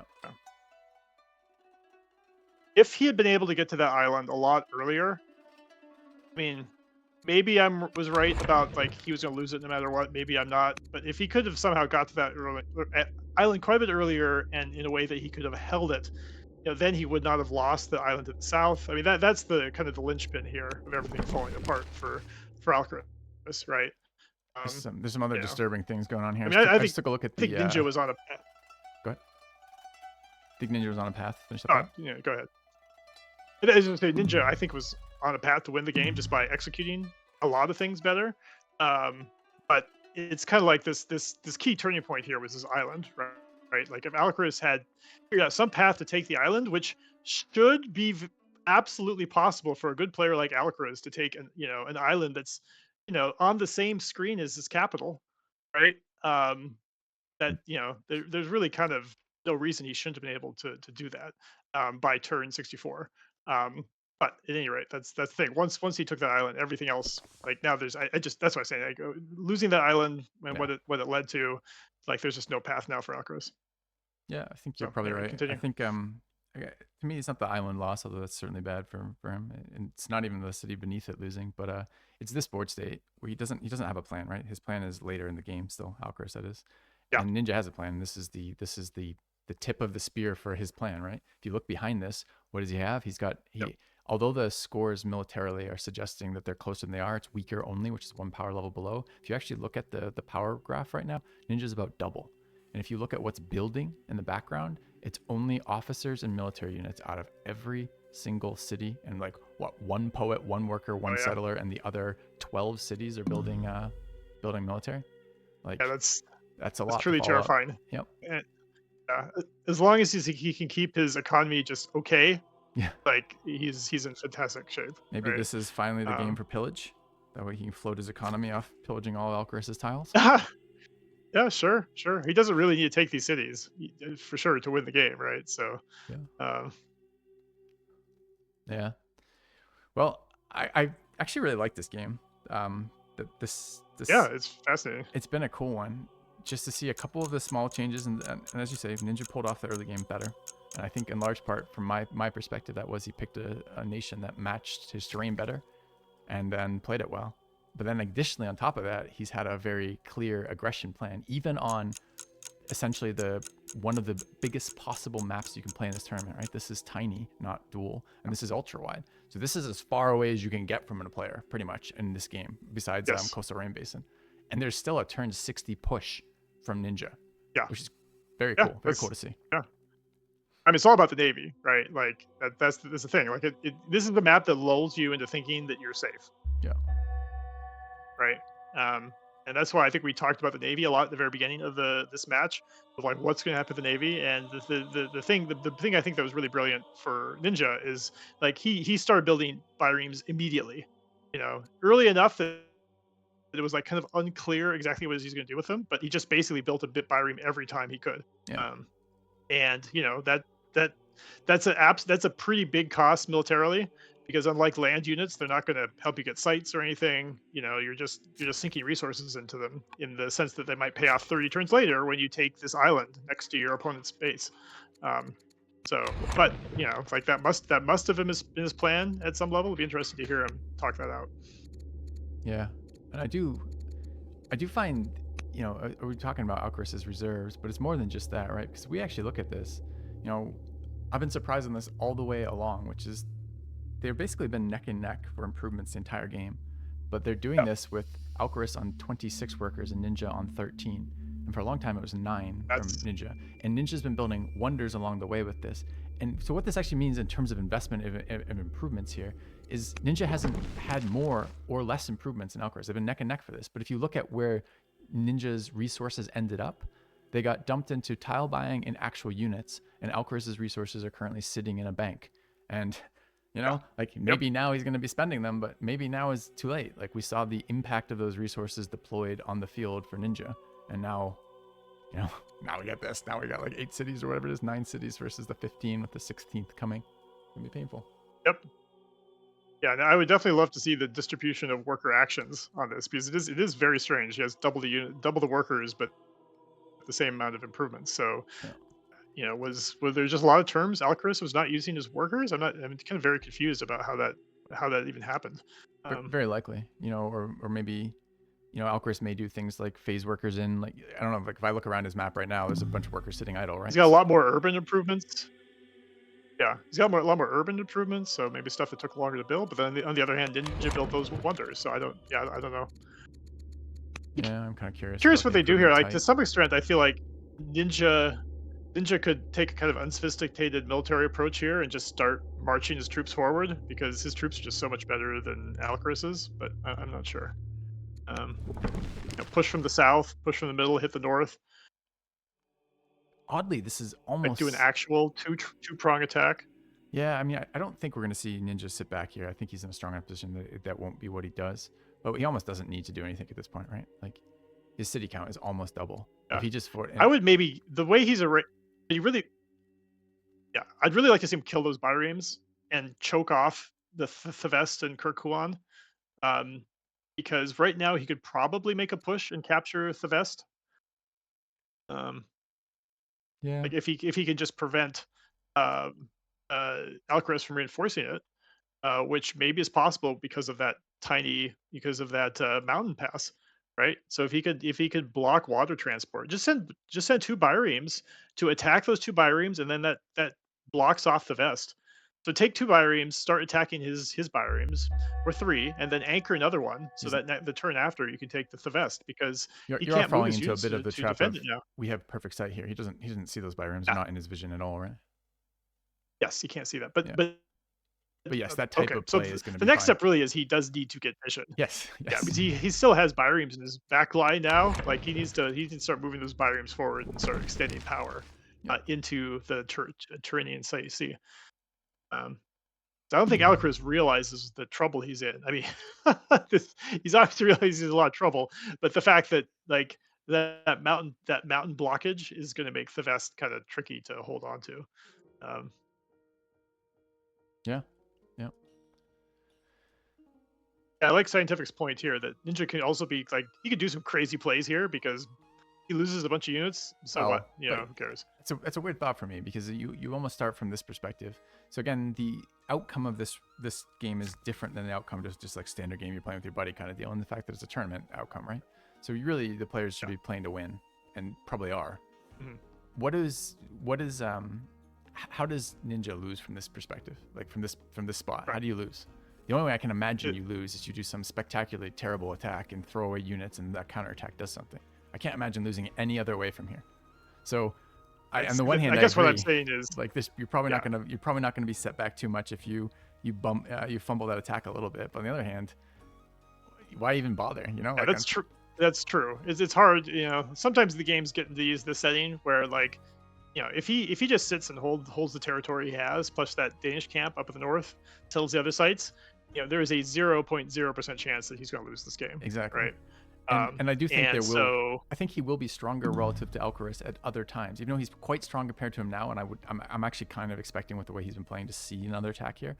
I think he will continue to get stronger, right? Like this is the fact of all this territory, right? If he chokes him out, if he finishes this kind of like blockade of the city sites and adjacent to Alcaraz, and then controls the sea like this, well, he just gets stronger relative to Alcaraz, not weaker at any point. So we'll see. Yeah. You know, and I guess maybe, I'm very interested.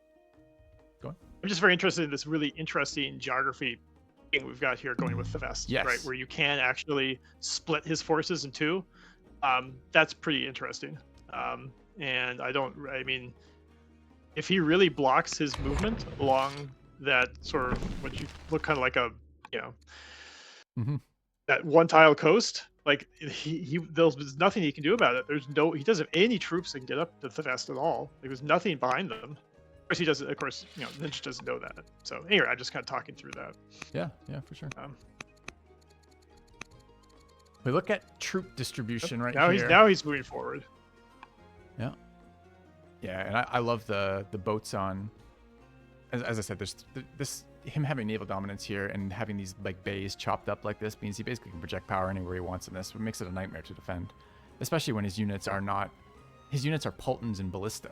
Like those are terrifying. Those you can and will route chain stuff with, you know, you'll blow up infantry from full health with ballistas to like 1% and then run like a Pulton through like a line of them. So it's got to be terrifying for Alcaraz trying to figure out how he places his units to block this. It's almost best to like block every coastal tile, but he can't even do that because his coastal peninsula there pushes out into range of all the hunter units sitting up there.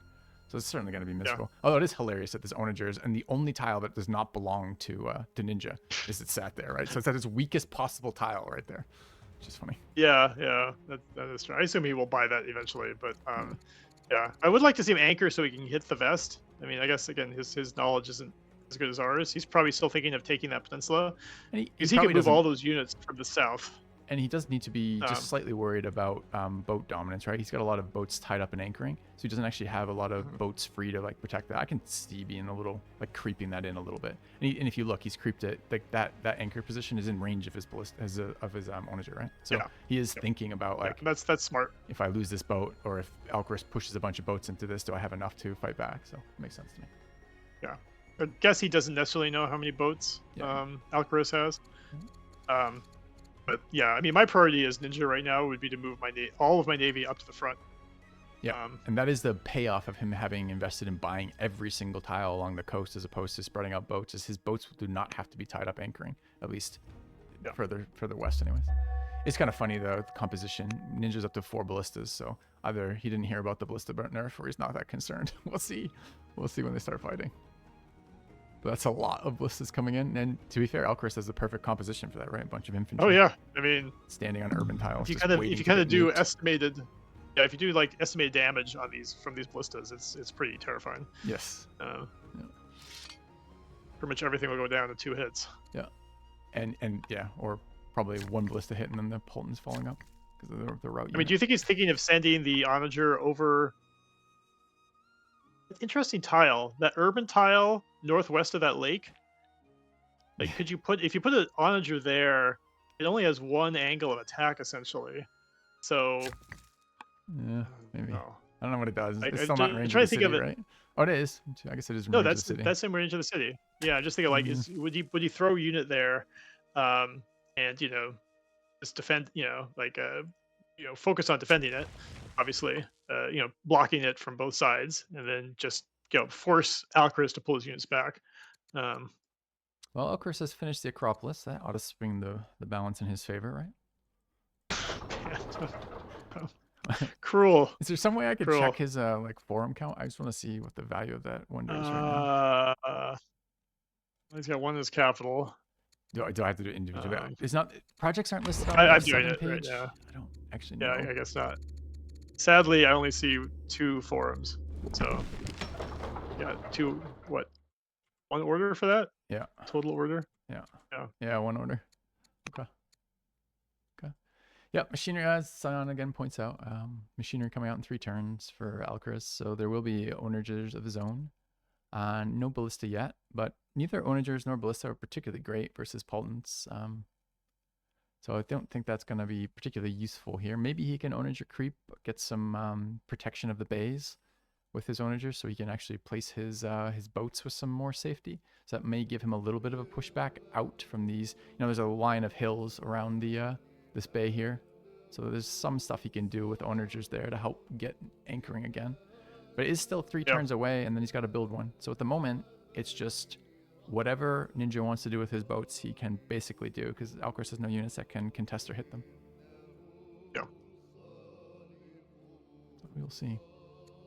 How are the families? Alcaraz's families are small and happy. How about Ninja's? Yeah. This is a very interesting moment in the sense that, what's the rate? Like the ratio of power between the two, like the advantage is right now still in, like, if it was some ratio, right, like it's pretty high in Ninja's favor right now. And essentially I think like 20 over 10 turns from now, that'll go down a bit, right? 5 to 10 turns now, like Alcaraz will be able to like kind of get some better units in place and arrange some things, and it'll be harder to attack him. Of course, 30 turns from now, it'll kind of swing back toward Ninja. That's how I see it too. So that, so that's the question. Like, does Ninja do something now when which is like his maximum advantage is right now, like the next 5 turns. If he doesn't do something now, I mean, he'll still win the game, but like he kind of doesn't really have a chance to attack for probably another 30 turns. I think that's the kind of the big decision that Ninja's got to make. He's suffering some economy problems right now. He's really negative gold in large part because of his family being so unhappy with him, which inputs out. His problem is he's got too many cities, Yeah. Like that's his big mistake. Too many cities. Too many, yeah. And he's got these ones with all these extra problems because they're Alcaraz's cities. Yeah. Really, he just needs to give Alcaraz back the city and then gift him Gabi, and then he'll be fine on his families, right? That would solve his problems, yeah. Well, Sochi is losing 65 gold a turn. Yeah, I mean, this is the later problems, right? Almost from this. It's like he's put this push together and he's timed it very well when he's put all of his resources into it, and that's come out extremely well, and he's taken territory that he wants and territory from Alcaraz, but he is now paying a little bit of a price for the economy in the background. Whether or not he can handle that, for what it's worth, this is the gameplay as designed, right? Like there are some hiccups that you're supposed to face if you're doing this. From a game's design philosophy, though, there is an argument that actually that's not the right way to do it. That if someone, it's actually maybe better to let someone steamroll so that the game ends quicker when it's in a situation like this. It's hard to judge, right? Yeah.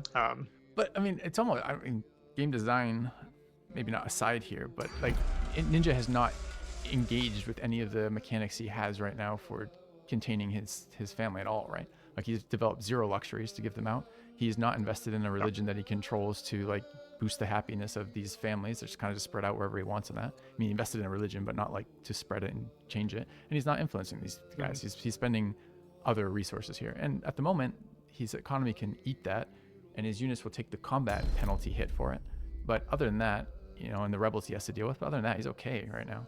So he does have the tools. He just hasn't engaged with those tools, right? Yeah. And I think because so much of his effort and resources and orders and leadership stuff has been pushed directly into this push now. Oh, it's funny. There's a raid, a Vandal raid. It's targeting Carthage, but it's going to go through Solchi, because it's on the way. It's funny. Yeah. Architecture, that's got to be just the seventh law. Is the only thing that makes sense to me. He's sitting on 6 already. Certainly doesn't care about baths right now, right? For Ninja. Yeah. Can you make cataphracts? I mean, what he cares about is... Yeah, what he cares about is getting to his 2nd level unique unit. Yeah, that's what I'm saying. Yep. That would be pretty devastating right now. So where are his orders being spent right now? I guess I could take a quick look. Still, his worker count, all of them working at the moment, but he's basically maxed out his mill count in all the cities. They're not even particularly well set up. He's chopping. Go ahead. I just happen to see him chopping some forest on his back line. So I would guess that means he's not doing some sort of military push this turn. Boy, he's got a lot of rebels to deal with. So yeah, it looks like he's maybe switching into consolidation mode. Yeah, I think that's which is fine. So I think he's probably not going to do anything crazy. I would like to see him clean up these biremes, get them killed. He can at least see them now. Yeah. Yep, that would be good if he could take that naval bit, and he might be able to. I mean, at the moment there's no rush, but there will be. I guess when the owners start rolling out, then they'll have that limit. But at the moment, he's got exactly what he wants, right? He's got the island in front of Alcaras. He's got his naval connection for that. He's got the city count. He's got the science going in his favor. His economy's in a little bit of not great shape, but it's enough to support the military he has. His families are in a bit of a problem, but he can stabilize these. It doesn't take that many actions to come back from that. He might want to consider upgrading his biremes right now. I mean, promoting them essentially. Yeah. Because right now it's going to take 5 hits to kill those Alcaras' biremes, which is, or maybe 4, depending upon how he does it. But that will take some time, and it's going to be annoying with ranged units within distance. So, I mean, I guess he could just decide not to. Also, I don't know. I would really like to get rid of those biremes if I was in his position. Sure.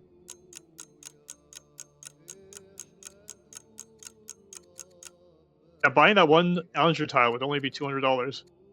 Odd that he just hasn't done that. Yep. Busy elsewhere. He's got a lot to deal with, and this is still live turns. His network play, so they are having to do this in real time. Yeah. He's got 3 pillaged tiles in his Statesman's capital. Yeah, I was looking over there too. It's pretty painful over there with the rebels back there. Yeah. On the other hand, Alcaras has some nice, happy families. Yeah, that's what I was saying. They're small and happy. Very, very happy. Very happy that they're going to be person shifts soon. Economy's doing great. His families are super happy. Whoa, what's he doing? Sending all his elephants back.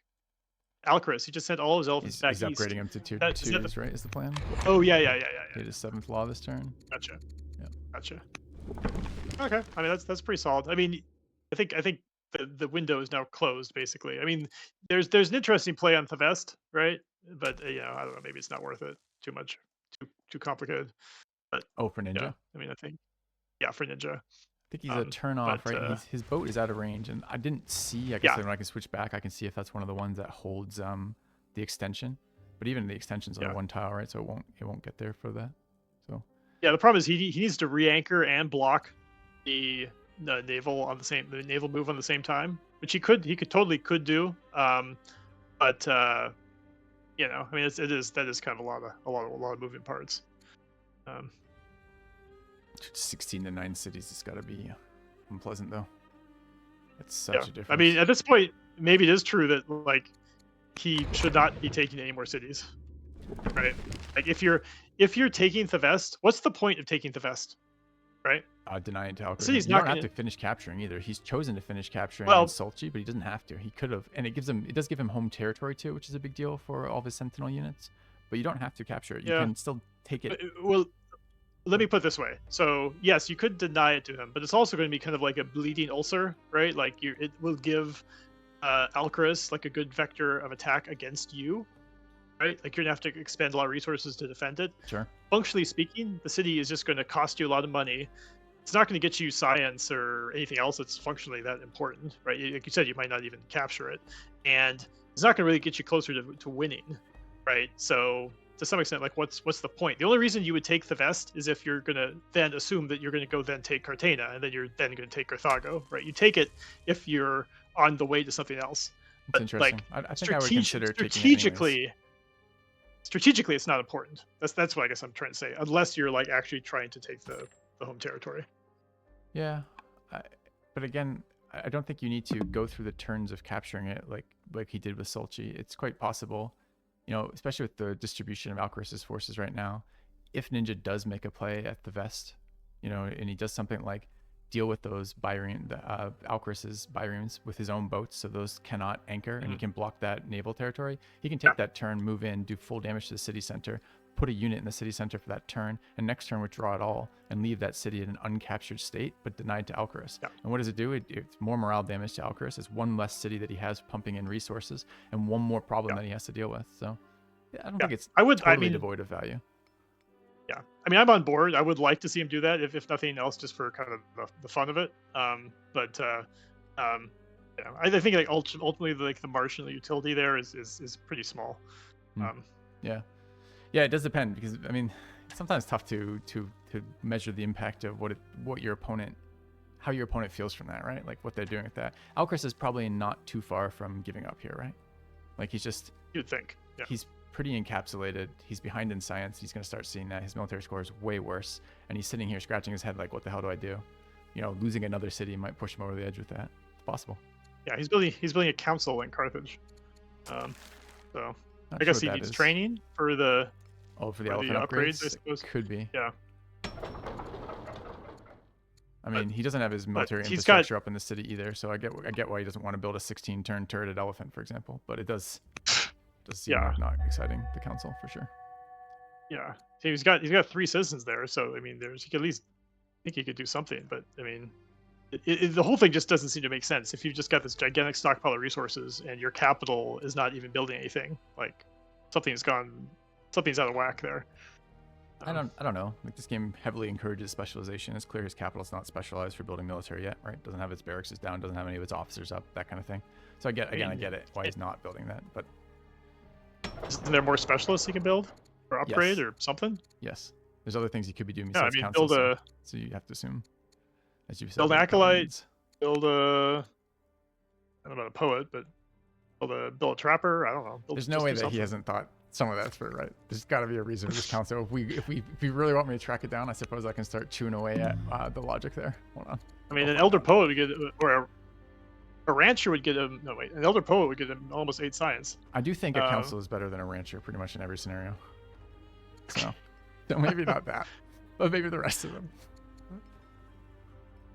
Let's see, what could he be doing with this council? Why? So this council brings him to 200 civics. 200 civics is a law change. Possibly he's looking at a law change here, something relevant. What would it be? Unsure if that would matter particularly. What's the cost of an elephant upgrade? 160, so it's 480 for 3, so he already has that. So it's not the elephant upgrades unless there's a 4th coming in from somewhere. Definitely has the resources for anything else you'd like to. And it's not population count, which is generally one of the reasons why you wait. Yeah, I'm not 100% sure why this council is there. It does seem like a specialist would make more sense. Yep. Don't know on that one. The best I can imagine is the 200 civics is relevant to a law change, but I don't know what law he'd be looking to change. His leader is dying, and he does have, or his leader's doomed. So high chance then he gets the judge next turn. Don't know why that would matter here. That would be 2 law swaps instead of 1 perhaps, but it makes the likelihood of needing that extra little bit of civics. And what is it? It's 12 civics. Probably a bit more if you're actually building a specialist, because then you don't get the production from Carthage itself. So you'd lose another 28 or whatever. But I don't know why that is there.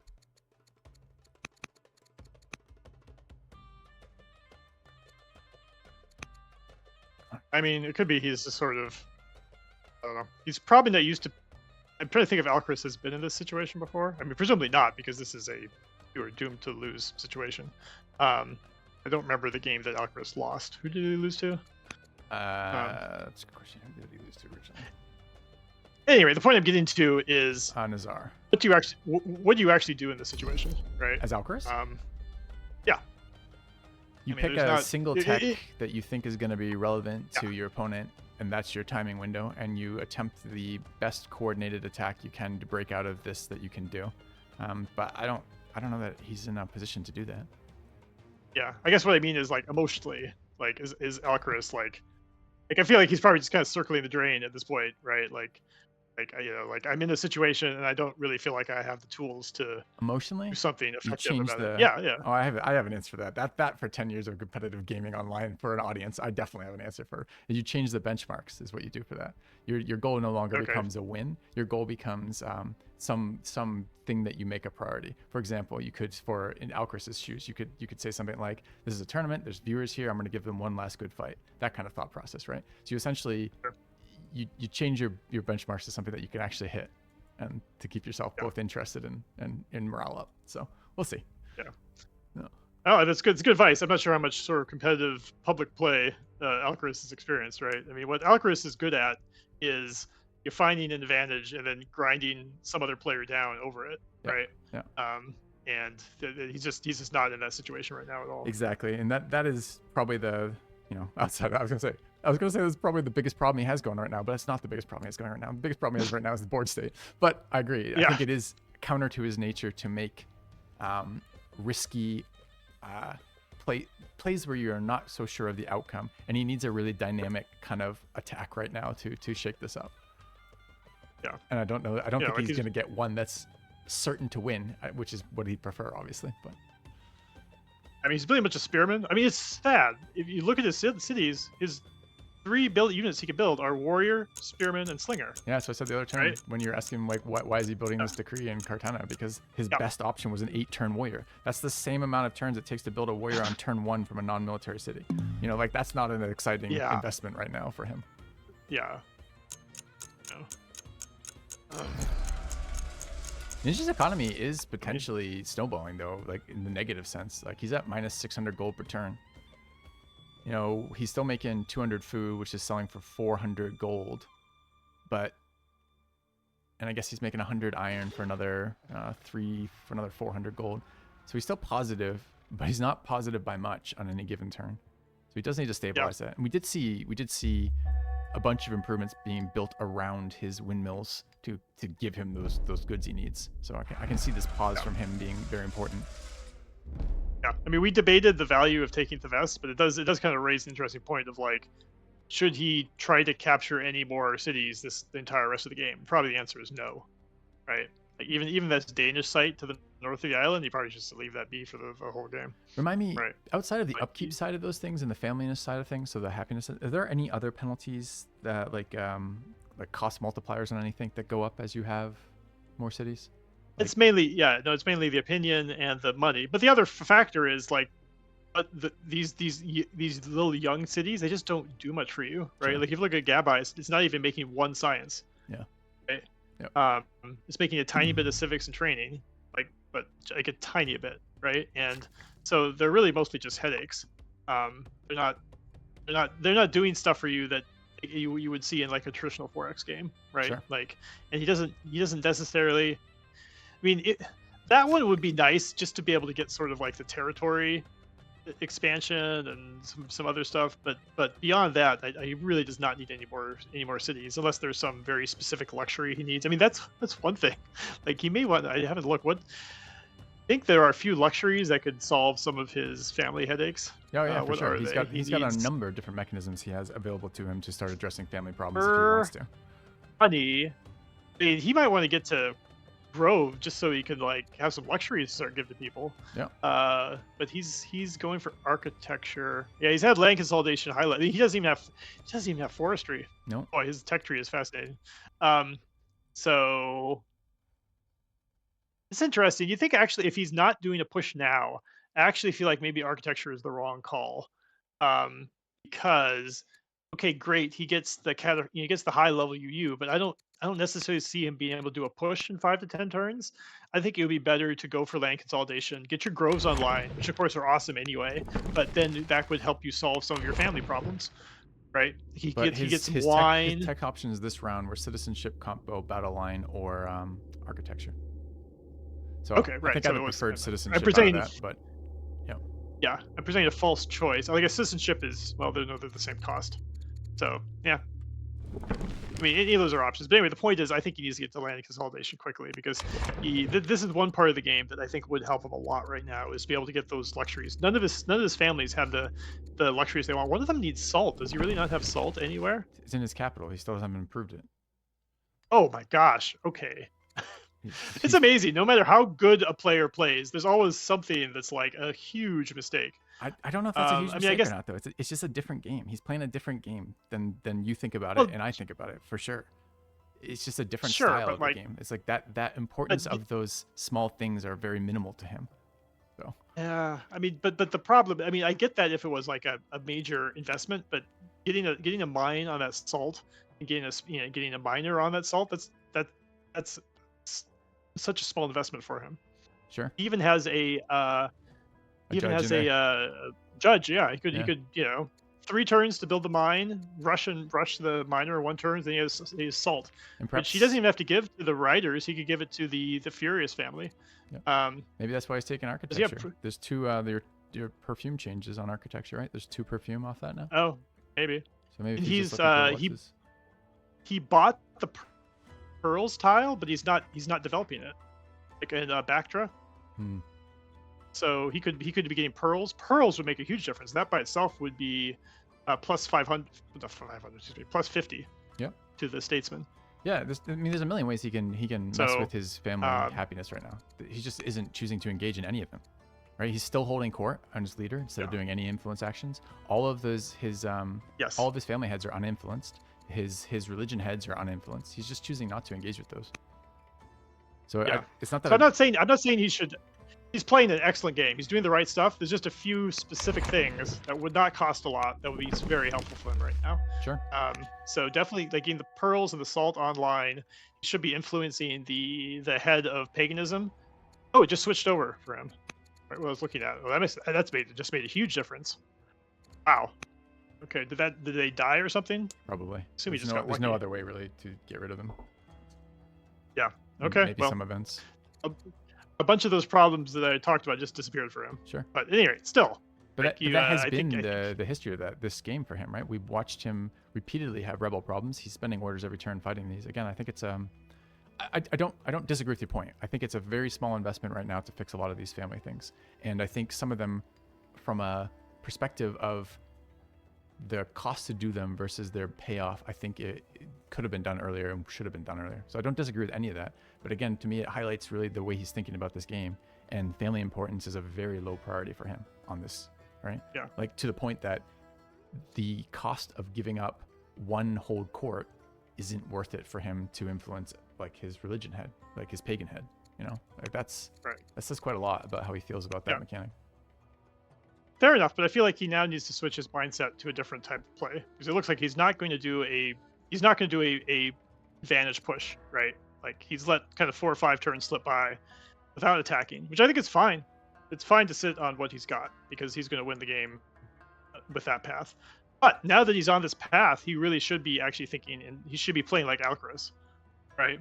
Like he should be, looking at all the different ways he can improve his economy and his opinion and all of his infrastructure, so that like the advantage that he currently has snowballs. I would play that way here, probably. I would be looking for a low-cost attack, I think, while consolidating, as you're suggesting. I think you're suggesting consolidation. But look at his build queues. He isn't doing that. He's building entirely military in every single one of his cities, minus like one city that's building a worker. Every other city that has a queue assigned is building military. And his orders are still moving everything up. So he's definitely attacking here. His plan is to kill alcaras here. Yeah, that's fascinating because that just doesn't seem like the timing there is all off. Like yes, that'll be true, like in 20, 25 turns, but all right, and he's going for the Danish camp. All right, well, he's about to adopt, grab some more maintenance, which is fine. And I kind of agree with you here. But, like, I think even if you want to do this play, and I think this is a totally reasonable play to do. I think we discussed already some of the pros and cons of this particular strategy. But if you choose right now to make a big push with which these units suggest, and his tech selection says the same thing, right? He wants that 7th law, etc. Mm-hmm. I do think it's worth just spending a couple turns to get your families up. You want that combat bonus. You're gonna make a big push here. Why aren't we? I'm surprised by that. Yeah. And then additionally, like again, he has this judge. And it's nothing to swap to tyranny here. And tyranny fixes his economy issue. He's building military in every single one of his cities. Is really a 20% boost to that not exactly in line with his plans right now? Why the science? Yeah. No, I agree with that. Switching to tyranny would be a good idea. That's the one I think is, once you commit to a law, it's easy to kind of forget those advantages that can help you in those ways. I mean, the change in paganism is actually a pretty huge thing that just happened. Like a lot of these issues are now nowhere near as important. Yep. It is hard not to look at the 500, losing $500 a turn, and because he just founded a new city, so that's another $60 a turn in debt. Maybe this whole game is predicated on him capturing Apadana, and that's why he's making this aggressive push. Just he's got these really high upkeep costs. I know what would solve my problems is Apadana. He's got to capture Alcaraz' capital, right? No problem. Yeah. He'll sim after the game's end. Simon points out, there's other law swaps that could help with his economy right now too. Vassalage could help if he's willing to give up silence. He's had access to polytheism for ages at this point and hasn't even bothered investing in like turning the law on, which is interesting. Wait, does he not have a state religion? He doesn't even have a state religion. What? He does not. Did he just give up on that? Wait, did he fail that ambition? Didn't he have a state religion ambition? No. You're right. What happened? It's pretty rare that you can lose your state religion. Like maybe there's some weird event that does that.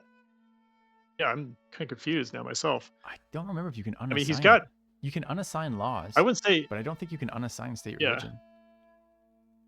I don't know. Wow, does anyone remember?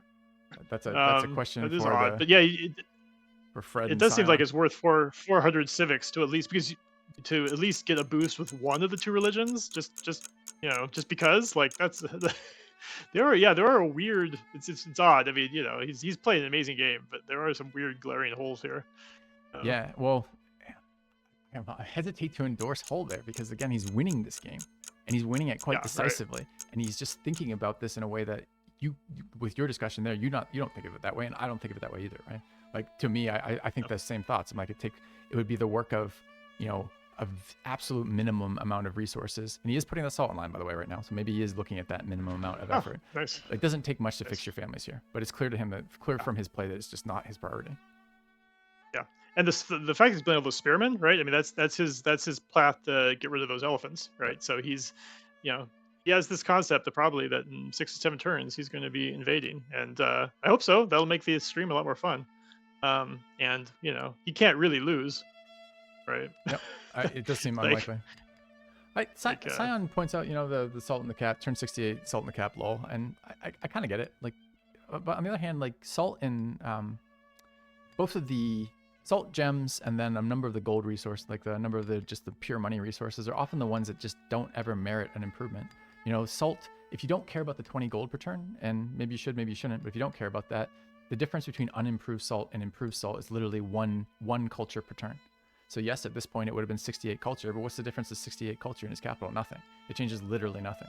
So I don't really mind that he hasn't improved Salt till now. I don't think that really says anything. He's had a very, very low worker count, and he's been very, his workers have been busy the entire game, right? That's one of the things, that's how he kept up with alcaras on such a lower worker count. So I get why Salt isn't up until now.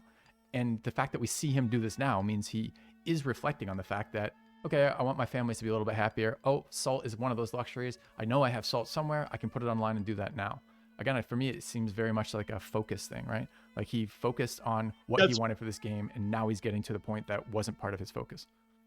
Actually, you can see a pretty interesting example of that right next to the salt mine, right? Like, it's not like he ignored that part of the map. He built a single quarry right next to the salt mine, right? So there was definitely at some point in the game he looked at that and was like, okay, do I want a salt mine? Do I want 20 gold and an extra culture, or do I want six stone? Yep.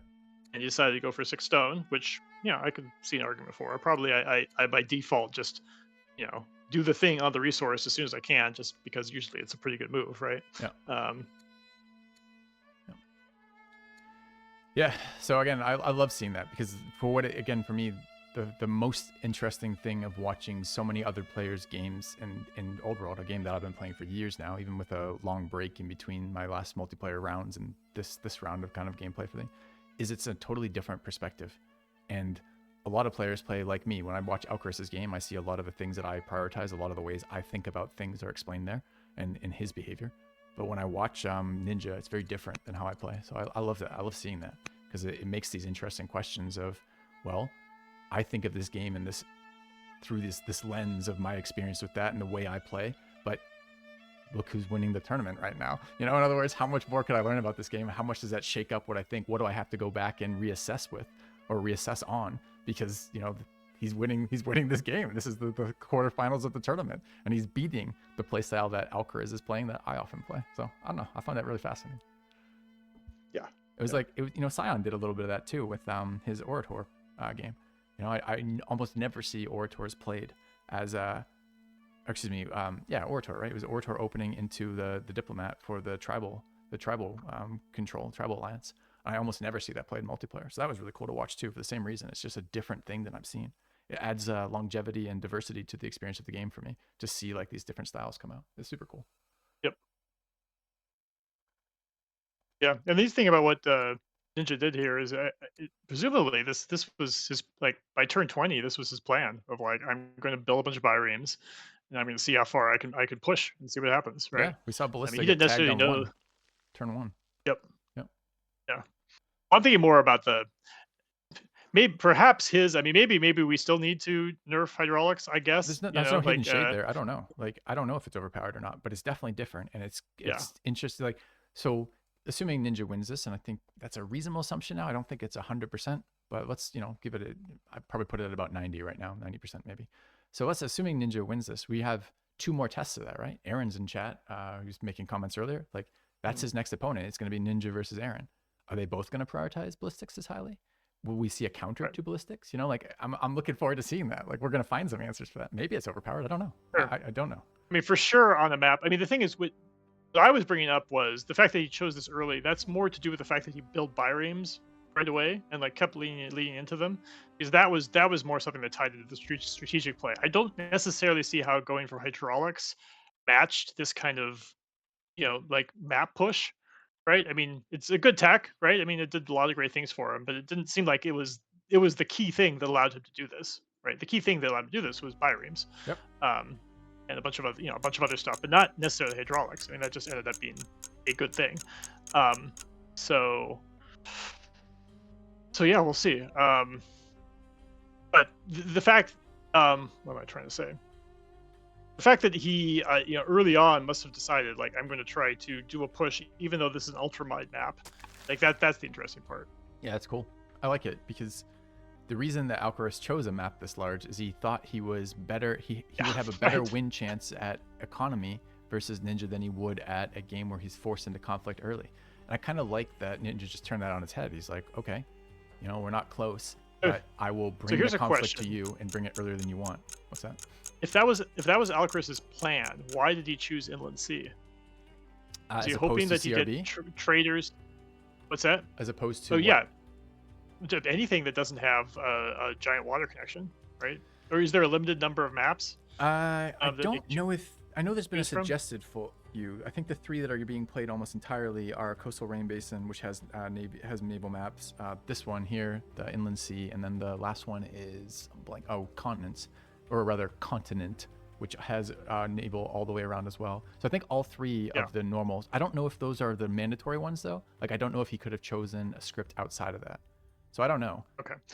But either way, like Inland Sea is the one that's kind of like the most vulnerable to Navy, right? So Yes. I think that if Alcaris was wanted to make this as a long game as possible, like he would choose, I guess, ultra wide coastal rain basin. But maybe he thought, if he's as Carthage, maybe he was hoping for a bunch of juicy water resources. I'm not sure. Yep. Um,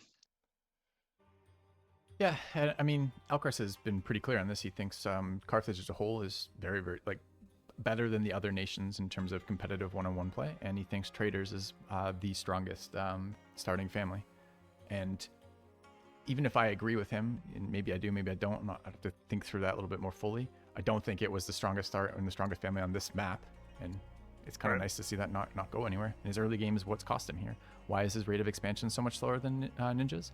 Maybe it's related to his nation bonuses or better play from Ninja, but I think a large part of it was he didn't have the resources to do the things he wanted to do because his families didn't match the terrain he settled in. Yep. No.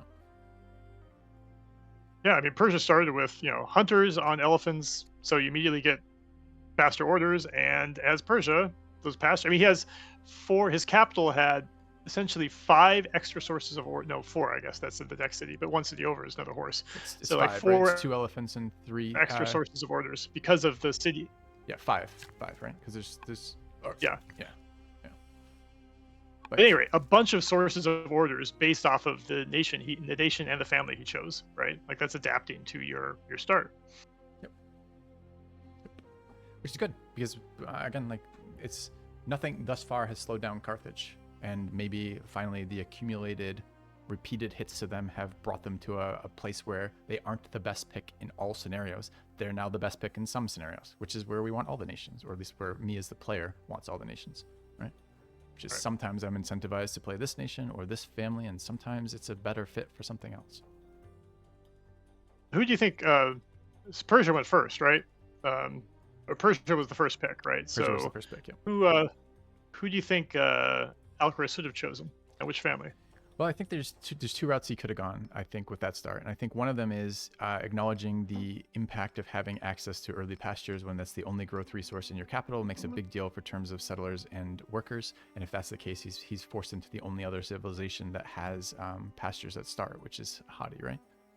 And if the other side of that is, okay, he says, well, I'm going to find a different site or a different way to make settlers than my capital past the first or second one. So you play a hunter start with the double camps. And I think either of those would have been a more adapting to the terrain. So yeah, I agree. Hadi or someone with hunters. Yeah. Either way. Yeah, that's where I would have gone. And I know he didn't want to play against Carthage because again he thinks they're still the strongest. But when his opponent picked Persia, he doesn't have to play against Carthage, right? Like he's not forced to pick it to deny his opponent playing it. He already knows that he's not playing against it. Yep. All right, so another city for Ninja, up and running. Yep. We know why he doesn't have a state religion, right? He's trying to save up the civics for the 2 laws that are currently available. It's one of his families is back angry. Yep. Well, he's gonna ride that out. I expect we'll see. So what is it? 3 turns till his capital grows. I expect we'll see the salt get rushed then. But I do agree, it would be, I feel, relatively easy right now to fix your families. He's not working on the pearls though. He has 4 different pearls, as I can see, in his territory. That would be another easy fix. He's got a worker and backdraw who's not doing anything. Yeah.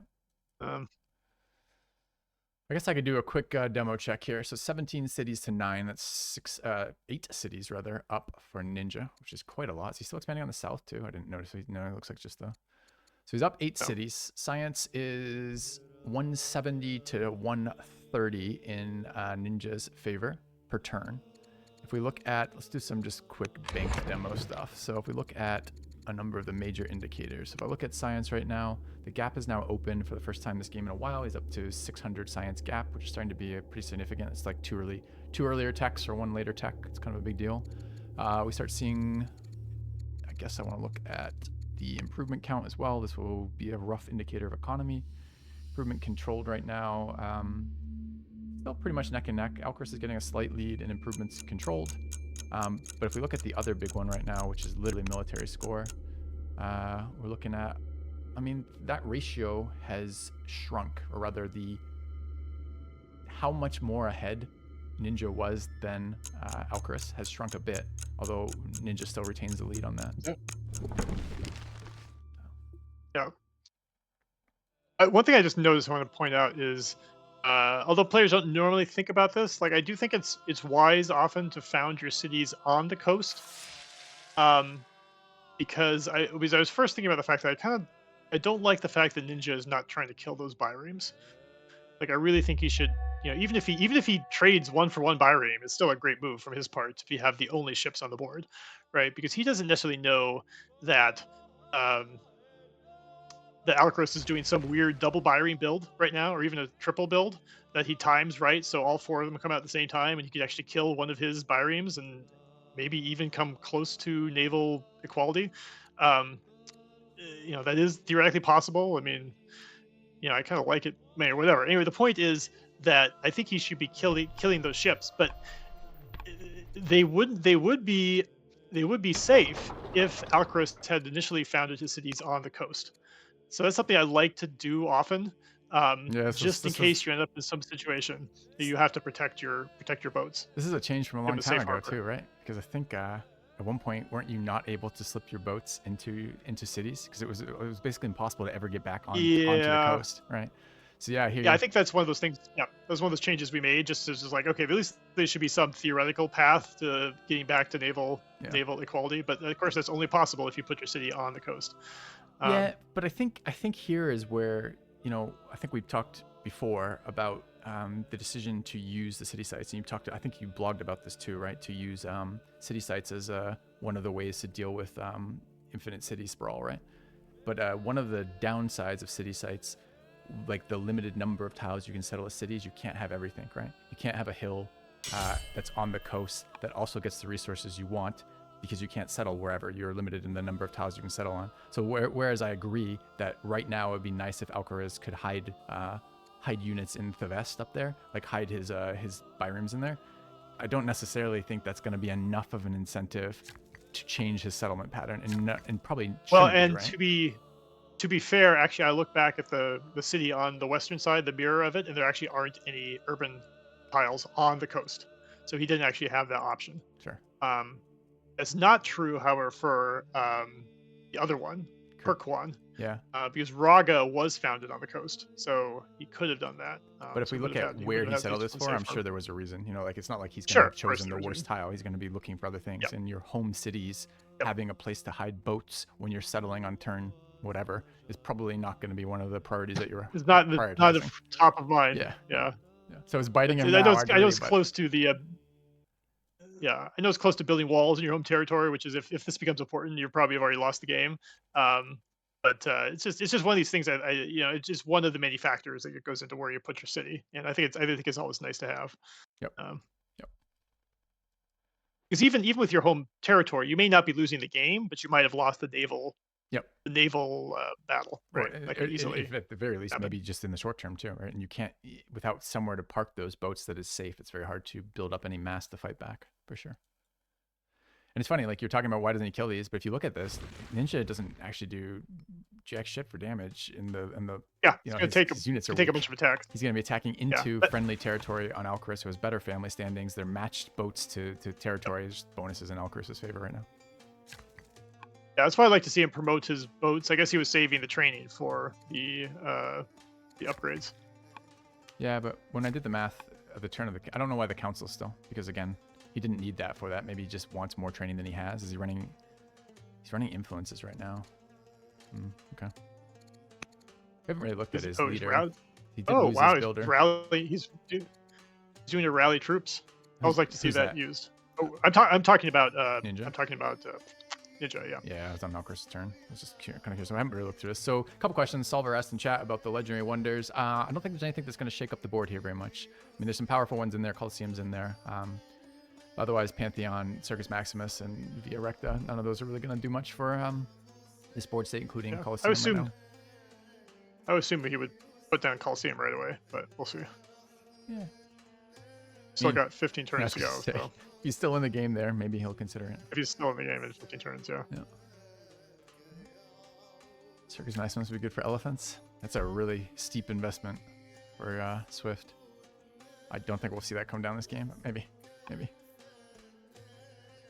Yeah, and I mean, I can't. I'm not willing to call Ninja's army right now a paper tiger, but the family. That often happens with Carthage, right? Yes. Yeah. But the family standing is hurting him, so I like this. Continue to consolidate your advantage as opposed to overextending. I do like that. Oh, you're talking about Ninja? Yeah. The Ninja's army is doing fine. I mean, he's got ballistas, he's got Pound Cavalry. Sure, but his units are 10% weaker than they ought to be. Yeah. Pretty much across. Yeah. Well, I guess not 10%, 5% across the board, and 10% for some of them. Or actually, it's not. It's neutral. Yeah. I mean, that's not great. But on the flip side, Carthage is a bunch of crappy, crappy tribal units. Yep. Well, but 6 strength tribal units right now aren't crappy. There's no champions. Yeah, some on the board. of them I'm going through them to see how many of them are upgraded. Most of them are. A couple are not. Yeah. So yeah, they're okay. Yeah, six strength is still quite a lot on this board, right? If we're seeing mostly slingers and 6 strength UUs and ballistas, etc. I mean, the combat strength here is probably as an average less than 6 right now for both sides. So a 6 strength unit is still fine. Yeah, I mean, for what's worth, I would not be doing the play that Ninja is doing right now. I mean, every single one of his core cities is building military. Because I don't necessarily think he's going to be able to push through, but I don't know, maybe he will. I mean, you called it at the beginning of the game. There's a limited number of tiles that can fight on. He's got a unit for every tile. There's no way Alcaras is pushing in anytime soon. No. I agree. I'm surprised by how deep he Ninja here is building military units. Like his statesman capital building what was probably originally a 9-turn spear. Like, why? Mm-hmm. Yeah, that seems pretty odd.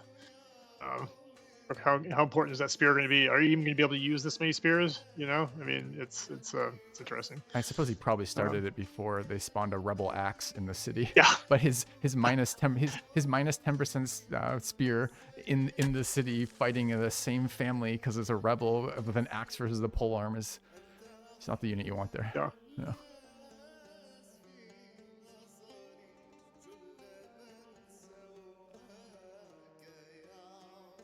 Yeah, it's tough to imagine a path forward for Alcaras, though, isn't it?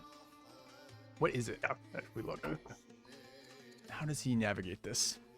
He's still behind in science. The only way is some sort of crazy tech advantage on some unit. I don't know. So does he have any path of the tech tree that's close to? I don't know, something crazy like volleybolos or cataphracts or something, longbows.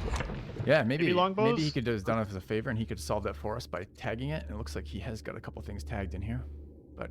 Standard Alcaras, it's every late game tech is tagged. So he is going simultaneously for ballistics, infantry square, and a Latin sail. So yeah. Oh, and bodkin arrows. The only thing he hasn't tagged is cataphracts. Yeah, he doesn't want swordsmen or cataphracts. That's all we can rule out right now. Yeah, that's funny.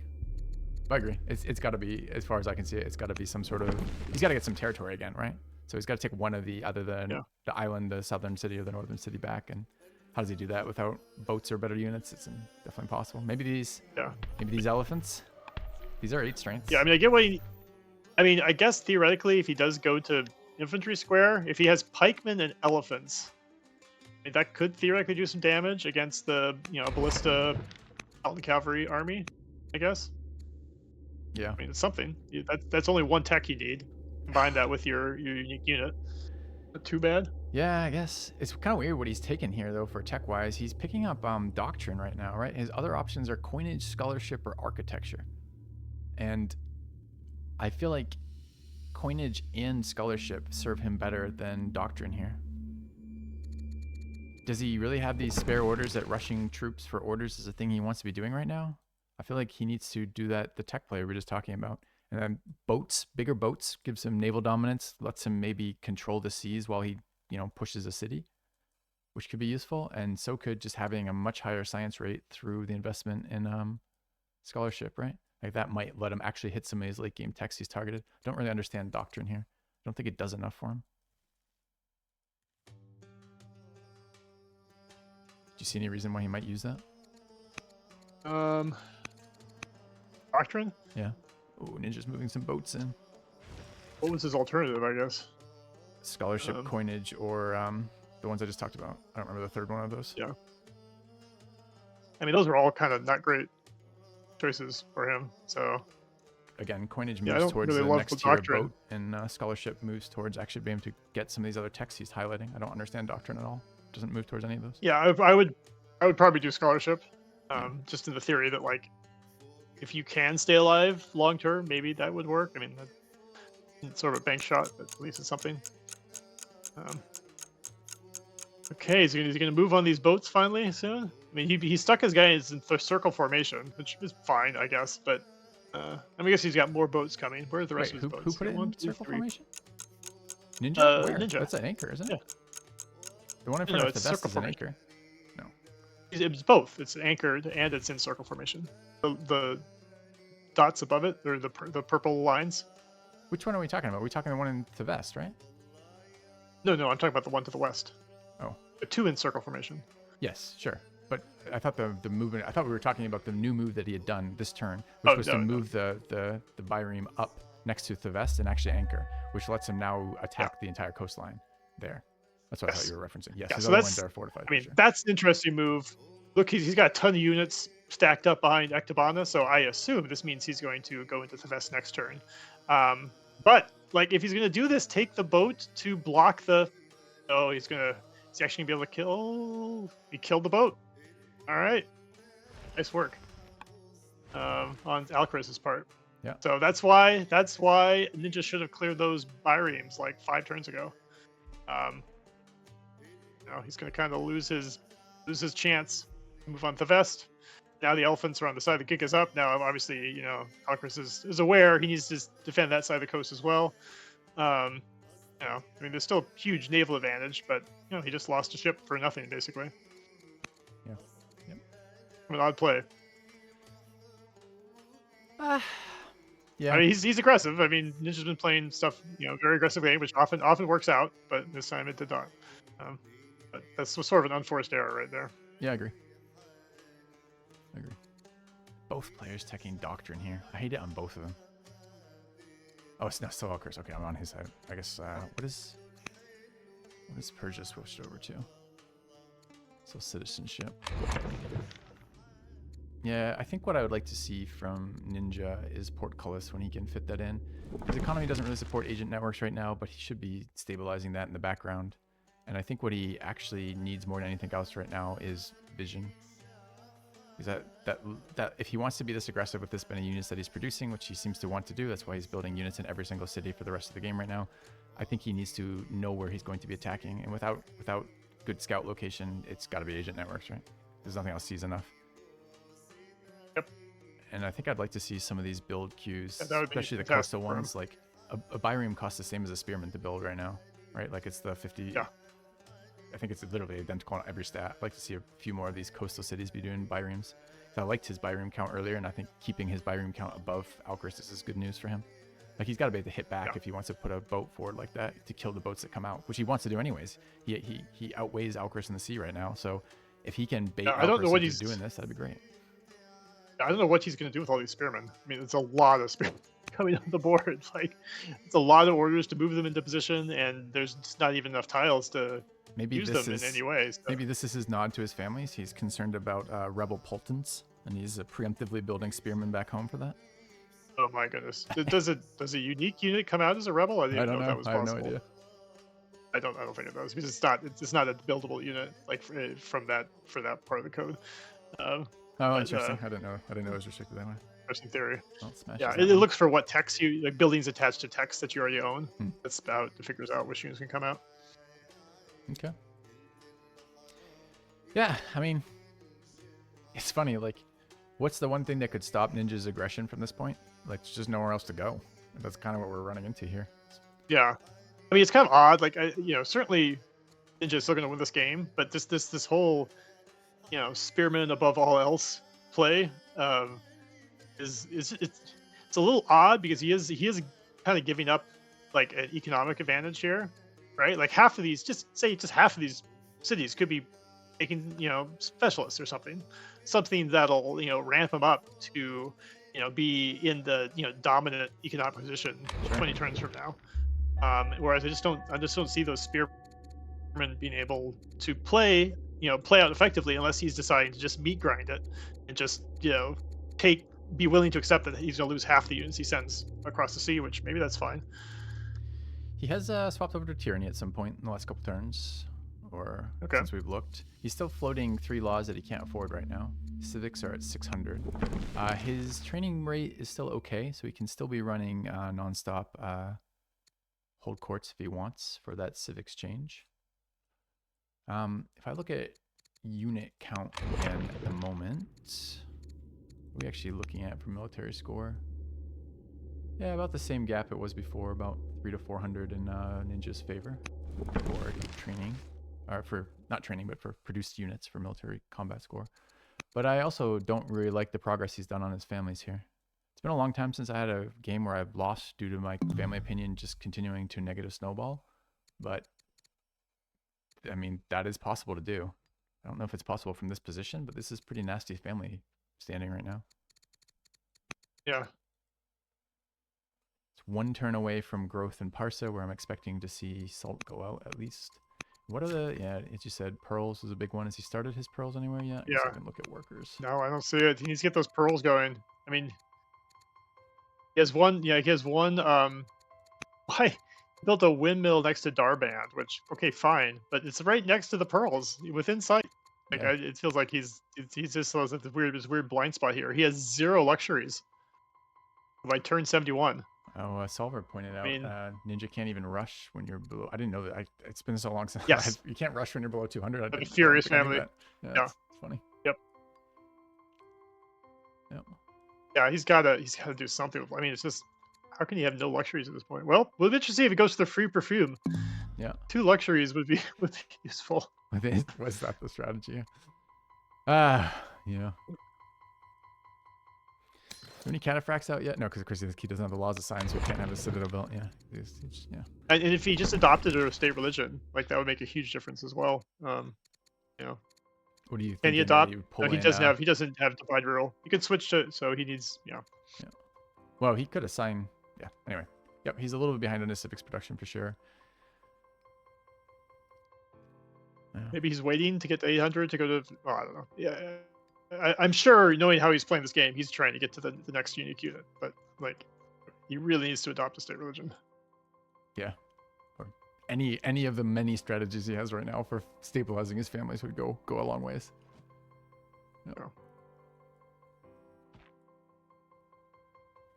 The Byram situation is a little odd. This is kind of really where the razor of the family opinion makes a difference, because it looks like he's going to have to hit 5 times to kill one of those Byremes, which he functionally can't do in 1 turn. So, and they can get hit back, right? Yep. And Alcaris's units hit quite a bit harder on offense, as well as taking less damage on defense right now. So, yeah. Interesting. Just, I mean, I suppose his resources are tight right now, but Ninja also didn't really bother a lot with his potential options for governors, for commanders, whatever the hell they're called. Generals is the word I'm looking for. Like, outside of those early units clearing, we saw those generals assigned. It's like whatever's left is just kind of slowly aging out right now. The rest of his army just doesn't have generals assigned at all. Wonder if it's another thing he just doesn't really consider very valuable. Yeah. There's 3 available for his hunters family. There's 4 available for his riders family. Generals on riders are literally family standing too. I think it's 10 a pop for riders. But it also helps with things like your boats. Like, tacticians on boats are really nasty for the counterattack every single time, that kind of thing. Surprised. Yeah, it was great to see that he was rallying troops. I guess the issue is, he can't afford the civics for it, but it seems like he's got to commit to something. We just spent his 600 civics, so let's see what he did. What did he do? Was that laws? Yep, 7 Yeah. laws. Eight laws? Okay. So let's see. It went. Should have been 7. He went Should have been monotheism 7 over laws. polytheism. He went legal code over Yeah. divine rule, and he went philosophy. Right. Like I don't. I I don't even think it was worth him assigning philosophy. Yeah, I agree. In fact, that's costing him 34 You should have stuck with civics 7 a laws year. without philosophy. Yeah, that's weird. That's kind of a weird choice. Because I guess the laws get.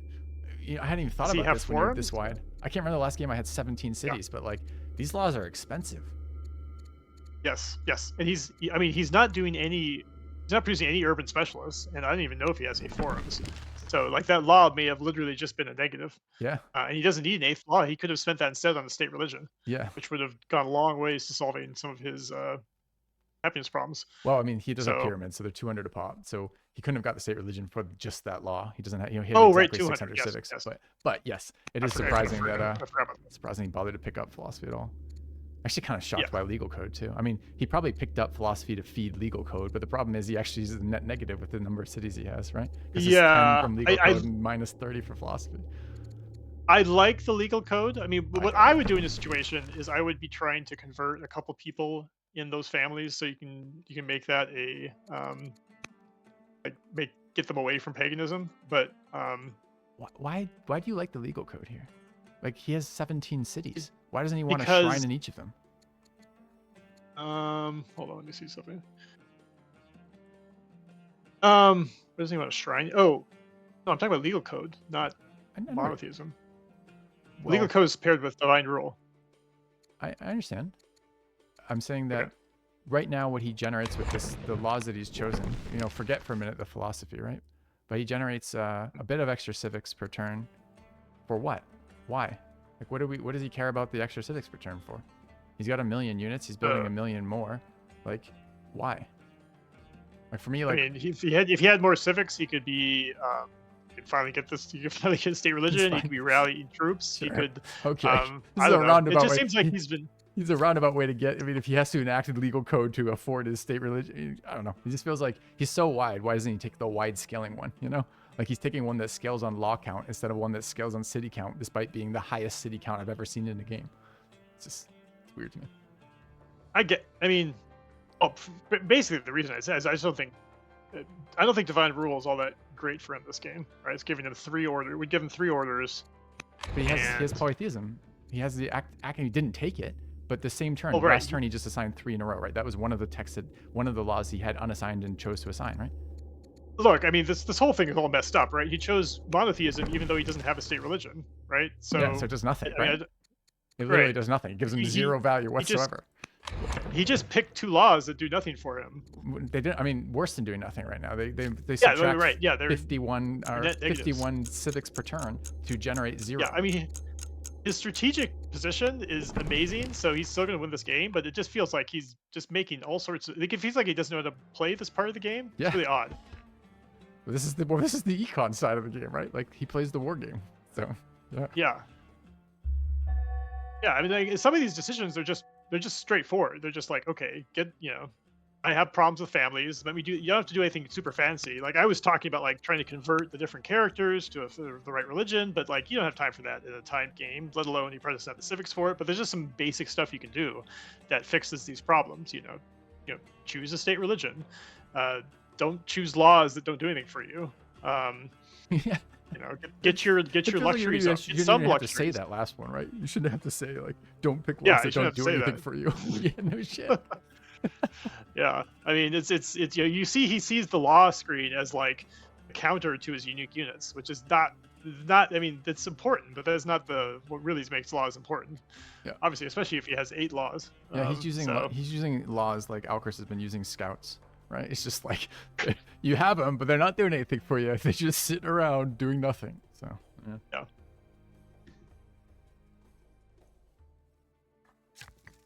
Just want to pay the money upkeep for polytheism. This is all insanity.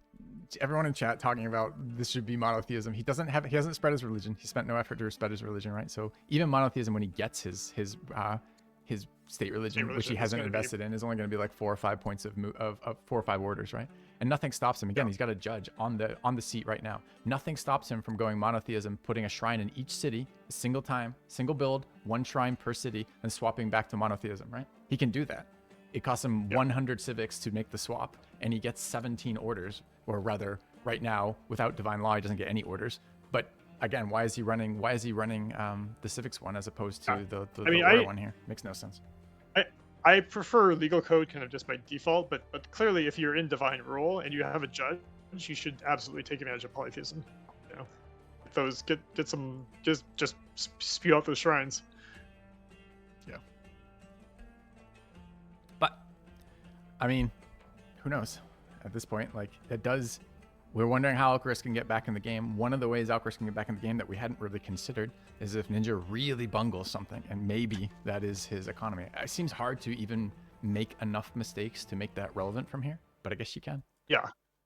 I guess we'll see. I mean, Alcaras, even though he's in mortal danger, is producing some specialists, which is something I think you just absolutely have to do at all stages of the game. Yeah, I agree. Definitely. So. Agree. And the fact that Ninja is there. I mean, the thing about ballistics right now, right, is that it essentially is the equivalent amount of science of a number of urban specialists equal to your developmental level, right? So that's what those mills are worth. They're the same science as a specialist, but you know you build them with workers as opposed to build them with training queue. So right. At least I mean, you for could science, do, but why not both? You know, like they're not mutually exclusive. Sure. It seems like there's a lot of decisions being made. There is an answer to that, right? Why not both? Is you want those production queues for more military units. The question is, why does he want more spearmen right now? He's clearly still valuing spearmen over specialists now, but that doesn't make any sense to me. Yes. Yeah. I mean, the cities that he has that are essentially touching the western edge of the map, they should not build any more military units the rest of the game. Period. Maybe with the possible exception of if he has culture gated units that he wants more of. But I mostly agree for the unique unit. Maybe, but you know, those 3 family seats. Besides, they're all family seats, so they all have some sort of kind of cool bonus that like you really want to pump up those cities, right? Sure. So yeah, I don't like that, and he's kind of somehow ended up in the situation where he has all these units, and they're even more clogged up than you can imagine because he hasn't figured out a way for his like 7 biremes to kill 2 biremes. Right? Yeah. Like, it seems like at some point he just needs to be like, screw it. I'm going to take all of my biremes and just start attacking until I kill those biremes. I don't care how many biremes I lose. It just doesn't matter. I just need to kill those 2 biremes, right? Like, because if those 2 biremes would have been off the map, he would have been able to invade Thevest when he anchored. So, like, because now we kind of have the equivalent of that earlier problem of like, you know, we said how like stockpiles are waste, right, for Alcaras. Okay, fine. Also, military is waste if you're not going to do anything with it, right? And he's like losing his opportunity to actually do something with his military. Yep, that's absolutely. Although there's an argument for him just to take those ballistas and just slam them into those spearmen right now. I could be kind of curious to see what would happen. Like he still does have some vectors of attack. Yes, but I mean those are rapidly being filled out, right? Like I mean, I suppose really the truth of it is I don't think Alcaras can ever defend this peninsula with just like a full unit carpet in it because it's in range of too many other things. Yes. So I think that always remains a vulnerability, but I don't know if it's enough of a vulnerability to actually push in from, because you have the same problem if you put a beachhead on this peninsula. Well, it's in range of all Alcaras' stuff. So it does look like the military is going to stalemate for a bit here. And if that's the case, then really he wants to be minimal military investment and maximum economy investment. And we're just not seeing that. Yeah, exactly. Yeah, I mean, it does look like a stalemate. And it does seem like Alcaraz is at least aware of that right now. Like he's not panicking with his builds. So it's just time for Ninja to start doing something that like helps the rest of his civ, the non-military side of the game. And guess what? He just rushed a salt miner in Parsa. Yeah, exciting. So he's realizing that he does have a few tools available to him at last. How could he be doing rally right now? Okay. So okay, this is why he went for that law that you're big on that I can't think makes any sense in this game whatsoever. This is why he went legal code. He wants to go legal code so he can continue rallying troops. But rally troops is not an economic action here. It's another military action. It's essentially converting your civics income into training income. Yeah. Well, I mean, as a judge, you can just do the rally troops, hold court, rally troops, hold court, sort of a perpetual motion machine, right? So, like that part is kind of fine, but he needs to get 400 civics so he can adopt a religion at the very least, right? I don't even care what religion, just adopt a religion. Why, you don't think he should just keep running monasticism or rather monotheism for the rest of his game with no state religion? Come on. What is that? So that part, maybe it's that part I don't like because he just spent the civics to flex. Yeah. Like there's an achievement to like He's the just whole game without the state religion. Well, maybe no, I wasn't thinking an achievement so much as it's like a tournament flex. It's like not only did I win the quarterfinals, I did it with 3 laws that actively hurt me. Like that only detracts. Oh my god. What did he do with that worker that's near the two pearls? Weird. I take it wasn't improve the pearls. It was not. It just disappeared. It went somewhere else. He built the windmill. That's the only thing he built on that city. There's 3 pearls in the city, and he ran. I don't know what he did with the worker. It's gone. He's running some custom filter that doesn't show pearls on the map. We're at this point. Oh man. Yes. And his most angry family this whole game is want the pearls, right? Yep. Yeah, I mean, if we look at the resources that his families want right now, I don't know if we've seen fur in his empire. I'd have to do a double check for that. But we know he has access to honey. We know he has access to salt, and we know he has access to pearls. Well, he better choose forestry next turn, so that he'd get to land consolidation. Kind of surprised. It does seem like he needs to solve this family from. Battle line vaulting. Well, what was free the perfume it was combo? in place of battle line vaulting or free perfume? Yeah, it's okay. Because he's obviously going to want composite bow at some point, right? So, yes. Yep.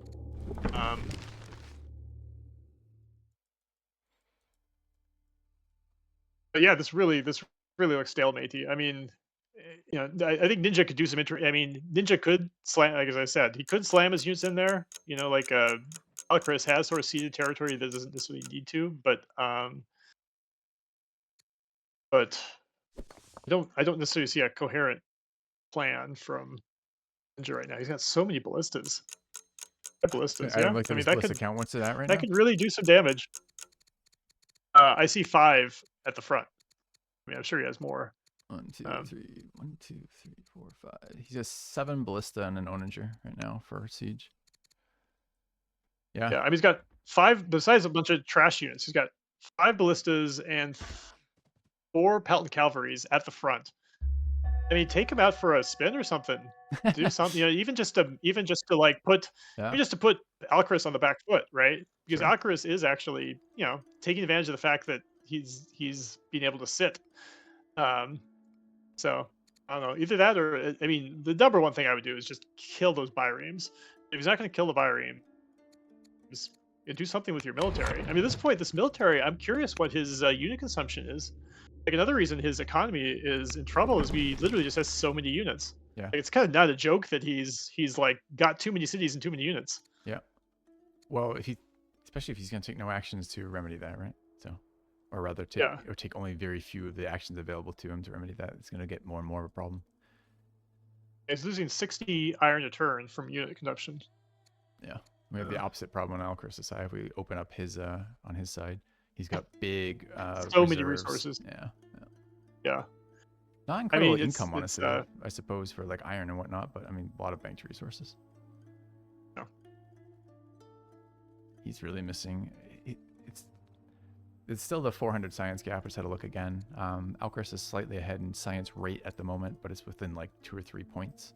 So it's not going to close that gap anytime soon. But again, this is a weird ass tech for me to see out of Alcaras. I don't understand the doctrine play at all here. I'm kind of curious why he's chosen that. Yeah. Because I think, it could be that's too bad. Go ahead. But what's the desperation for doctrine? Well, the desperation is he thinks that the end is coming and doesn't see a route to victory. So this is like how to get more units in the short term to put up a fight kind of deal, right?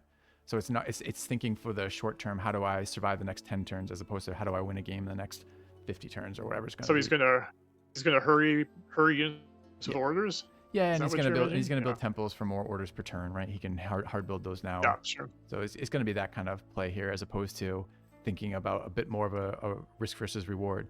Yeah, you'll short. Yeah, I wonder if he realized. I wonder if he realized that his science rate is hanging with alcaras, if he would have realized that scholarship was the right move, right? I mean, hanging with ninjas, because it's alcaras who had the decision on Sorry, scholarship. yes. Yeah, if exactly. alcaras realizes that their science rate is the same, if he gets to scholarship first and actually really takes advantage of that, like he could actually. I know. Actually, maybe hit one of the timings on one of these techs he just pinged. Yeah. I mean, we've seen. Yeah, I forget which game it was, but there was this really interesting game early in the tournament where one player just had a really strong inner core that was just way outproducing the other player, and the other player won just by victory points. But there actually was the sense that if like there was just even a slightly higher victory point cap, like that player probably would have lost the game, because the other player just had like this amazing core and was totally outdoing them in terms of science. It was just a matter of time till like the cataphracts and the swordsmen, kind of push the other way. One player went for the all-out expansion strategy, right? This was definitely a coastal rain basin map where it was just like a wave of settlers and military going across the map, and they got 65-70% of the map, but the other player had all the specialists and all the improvements and all the stuff and was like way out teching them, but they just ran out of victory points and lost the game that way. Yeah. So I don't really see that happening here, because he has so much of the map, and Ninja still is a very good player. But I mean, it is just odd, Yeah, and maybe some inflexibility there, or just fatigue from the actual network game stuff, as opposed to like a cloud version of this, which is, it does feel like Ninja doesn't have as clear of a vision as what he wants to do in this game or how to proceed from here, and is not doing a particularly good mental transition of full military to full econ kind of deal, right? Or continues to invest in a military strategy that doesn't seem like it's going to push him any further here. And I think conversely, or maybe not conversely, maybe it's literally just analogy, like the same problem here for Alcaraz is Alcaraz hasn't switched off the idea that he might still have some avenue to win. Like I don't think that's in his head right now. Like not the doctrine pick to me suggests that he's not thinking about how to win, but how to not lose for longer. Not lose, right? Yeah. I mean, to some extent, maybe all of his core cities should be on specialists. Because what the heck, I'm probably gonna lose the game anyway. Yeah, if I could somehow play greedy at this point, I might as well try. Yeah. I'm already probably gonna lose the game, so let me play greedy, and maybe I'll get lucky that Ninja will do something weird, like never build a specialist again. Yeah. Right. Yeah, you're saying like glass cannon to where you might potentially win again. Rebuilding. Yeah. Every city is building military. I mean, that's going to have a cost, right? Like that, like there's this core guns versus butter thing that talk about all the time with these games, and Ninja's going all guns, but he doesn't really have a vector to even attack, since he's not pushing on the biremes, or I don't know. Yeah, I mean, and he could be creeping here too, which like creeping forward. I mean, like, and he isn't particularly like. He's not investing in onagers. It's not like he's getting like a wall of ranged fire so he can get a beachhead and start pushing like that. And, I'm not saying that would succeed, but that would, if you're going to invest in military, it feels like the military you want to invest in here either needs to be good for the future for an attack or good for the now. And I'm not sure ballistas are either at the moment. He's got some shock troops, right? Like he'll do some serious damage if he decides to go in, but he's just not doing that. I'm not sure. And maybe at this point he should be creeping. I don't know. I mean, it's got like a military. So sorry, I didn't mean creeping. I mean expanding along the south. Mm-hmm. Like it just hurts me that he's got all this military and he's not actually doing anything with it. Because even if he's not playing the econ, at least the city specialist game very well. There's a bunch of small things that are bugging me too. Like he's got tyranny, right? But how many units are standing one tile out of his borders? Like half them. Put them in your borders if you have tyranny. Like does he still have colonies? No, he's on serfdom. No, he's on serfdom. But like he still has a judge. So like buy that tile the Anger's on, sure. For example. I don't know. So, I mean, that's got probably pretty expensive at this point, but yeah, get them in your territory. They're literally not doing anything outside of your territory. I mean, look how much coastline he has on that island. Yeah. Right. I I mean, he just has units strung out along the shore, going all the way back. You know, what's even going on here? Um,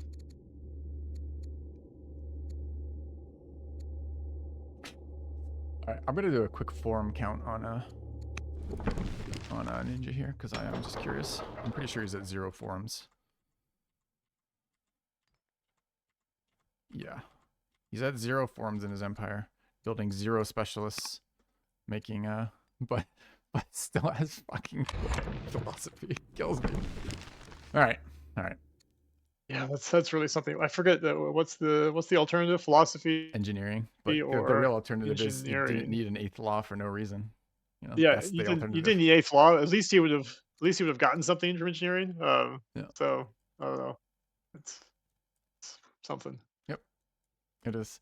But again, it's going to be, barring self-destruction, which he is actually surprisingly paving the way for with this economy. I don't see how, like, Alcaraz has to break out of this. And the one thing Alcaraz will not be doing, to be fair, is breaking out of this, right? Not at this tier of tech. Yeah. Like, I don't see an offensive push. Yeah. What's the tech he can do that with? I don't see mean, it before at least 8 strength ranged units and at least 8 strength boats, right? Like, biremes are 6 and triremes are 8. Yeah. I don't see him getting out of his position without 2 of those units, right? Like 2 8 strength units essentially. So with that in mind, Alcaraz needs to be teching, and with that in mind, Ninja needs to be econing, like, but they aren't. Yeah, they're doing. Yeah. I mean, he could maybe there's some path to take Solchi back. I guess I don't know. That's that's the dilemma here. Is however well Alcaraz plays from the situation, there's just no path for him to attack Ninja. Like, well, Ninja's not at the same tier of unit. That's again why Doctrine might collapse, me. but there's just no way to. Yeah, and there's literally no front to attack. There's no even place he can attack Ninja, even if he wanted to, right? Except Solchi, which is a 2-tile. Yeah, I was gonna say Solchi is a murder hole, right? That is, not only is it a 2-tile choke, it's a 2-tile choke on flat terrain with no anything. So horses are just king on that, right? So I guess maybe you can shove enough spears in there, you could do something, but shove enough spears in there, you're gonna get ballisted. You're gonna get ballisted across the river in a line as you pack this 2-tile wide corridor in front of ballista. So I don't think you want to go in there. I think it's gotta be on the water, right? Which means he has to have the boats, and since he doesn't have the naval production to outproduce Persia on the water, he's got to out-tech him on the water. And he just, yeah. So I'll tell you the one thing I really. So it's okay. I mean, Ninja has played a great game to get himself in position, and he's going all military. That's his style. He's done it super well. You know, I mean, I don't like that he's not building specialists and he's just building military units. Fine, okay. He does have an amazing. Oh, look at his ambition. Oh no, that's Alcaraz. Killed 50 military. Anyway, so he's doing great military-wise, right? And he has enough units that there's basically, I think, no way he can lose this game, right? But chosen some sort of aggressive action. Having done that, so okay, my thoughts are all garbled here, but I'm saying he's chosen path military, right? Yep. Fine. The one thing that's totally inconsistent with that is why him not killing those biremes, right? Yep. Like, it's fine that he's decided to like have a bad economy and not worry about family opinion and not worry about specialists, but he can throw away half of his navy just to kill those 2 biremes, and he needs to kill those biremes. Like, there's no path where it's probably too late at this point. This military he's building where those biremes aren't a problem. What's Yeah. that? Well, oh yes, let me finish not finish my thought. The thing I was going to bring up is onagers are going to come online for Alcaraz in 4 or 5 turns, right? Next turn. He's got a few more, but next, well, 1 at least. But yeah, so he's going to start getting onagers, which is going to make killing those biremes a lot harder. Yeah. Right. So like, that window to kill those biremes when he has a huge naval advantage is actually kind of closing. Yeah. Which is it may already be close, because Sion says he can't kill him now, and I don't know if I agree with that. You know, if Alcaraz just presses heal on those you can biremes, kill them. Maybe not, because if Alcaraz literally just hits heal on them each turn right now, they may not die. But there definitely was a time period where they were vulnerable. Yes, when he could have. And certainly, we didn't even see. There's just a couple baby steps he could have gone for that. Let me just finish that real quick. Which is, he could have been promoted and mobilized in any one of. There's a couple boats around here for Ninja that have immobilized promotions. I've been looking at them earlier, and even taking one of those would have allowed him to set up at least to kill the boats if they move forward. Anyways, sorry, what were you saying? yeah, promotions, generals. There's so many ways to do it. Just all these cities are building biremes. All these cities that could be building spearmen could be building biremes. Like I'm pretty sure he can kill those biremes if he's just willing to lose biremes. Yep. Right? Like that's fine. But what else is he doing with his orders right now? That's all that important, right? Like kill those biremes. Sure. Like you need to do that for this like military army that you've built. Yeah. So, although he's gonna, again, he has this peninsula forever because I mean Alcaras has pretty much blocked off every single tile in the Vest at this point, and with 1 or 2 remaining. So, but he does always have this peninsula, so he could potentially mount a push if he could control the water and isolate that central city, as you pointed out earlier. Interestingly, Alcaras did just pick up scholarship or go for that, so maybe he is, maybe he's taking that little detour on doctrine, and next session he will start really pushing that science to go somewhere because they are ending here. But I mean, incredible play from Ninjaa to get to this point, but it does feel like now that he's here, he doesn't quite know what to do with it. He's the dog who caught the car, right? Like, like yes. Like, doesn't the game just end now? It feels like it should. Yeah, he's like, why isn't my opponent conceded? Which makes Yeah. It does kind of have that feel to it, doesn't it? Yeah. But I mean, that's kind of cool. Like, all right, because it looked like a game where there's no outs for Alcaraz, and now there seems like there may be a small little path. Maybe he'll find it, maybe he won't. But that'll be for next session, I guess. Yeah. Well, Soren, thanks again for casting this. It's been really cool to see all the Mohawk participation in this tournament, and it's always great to hear from the lead dev as the game gets played at a competitive, as much as a competitive level you're gonna find, but seeing the best players of this game smash heads in front of the dev who made the game is always really fun to be a part of. So thanks for helping to cast with these, and thanks for being a part of it. Yeah, no, this was a blast. I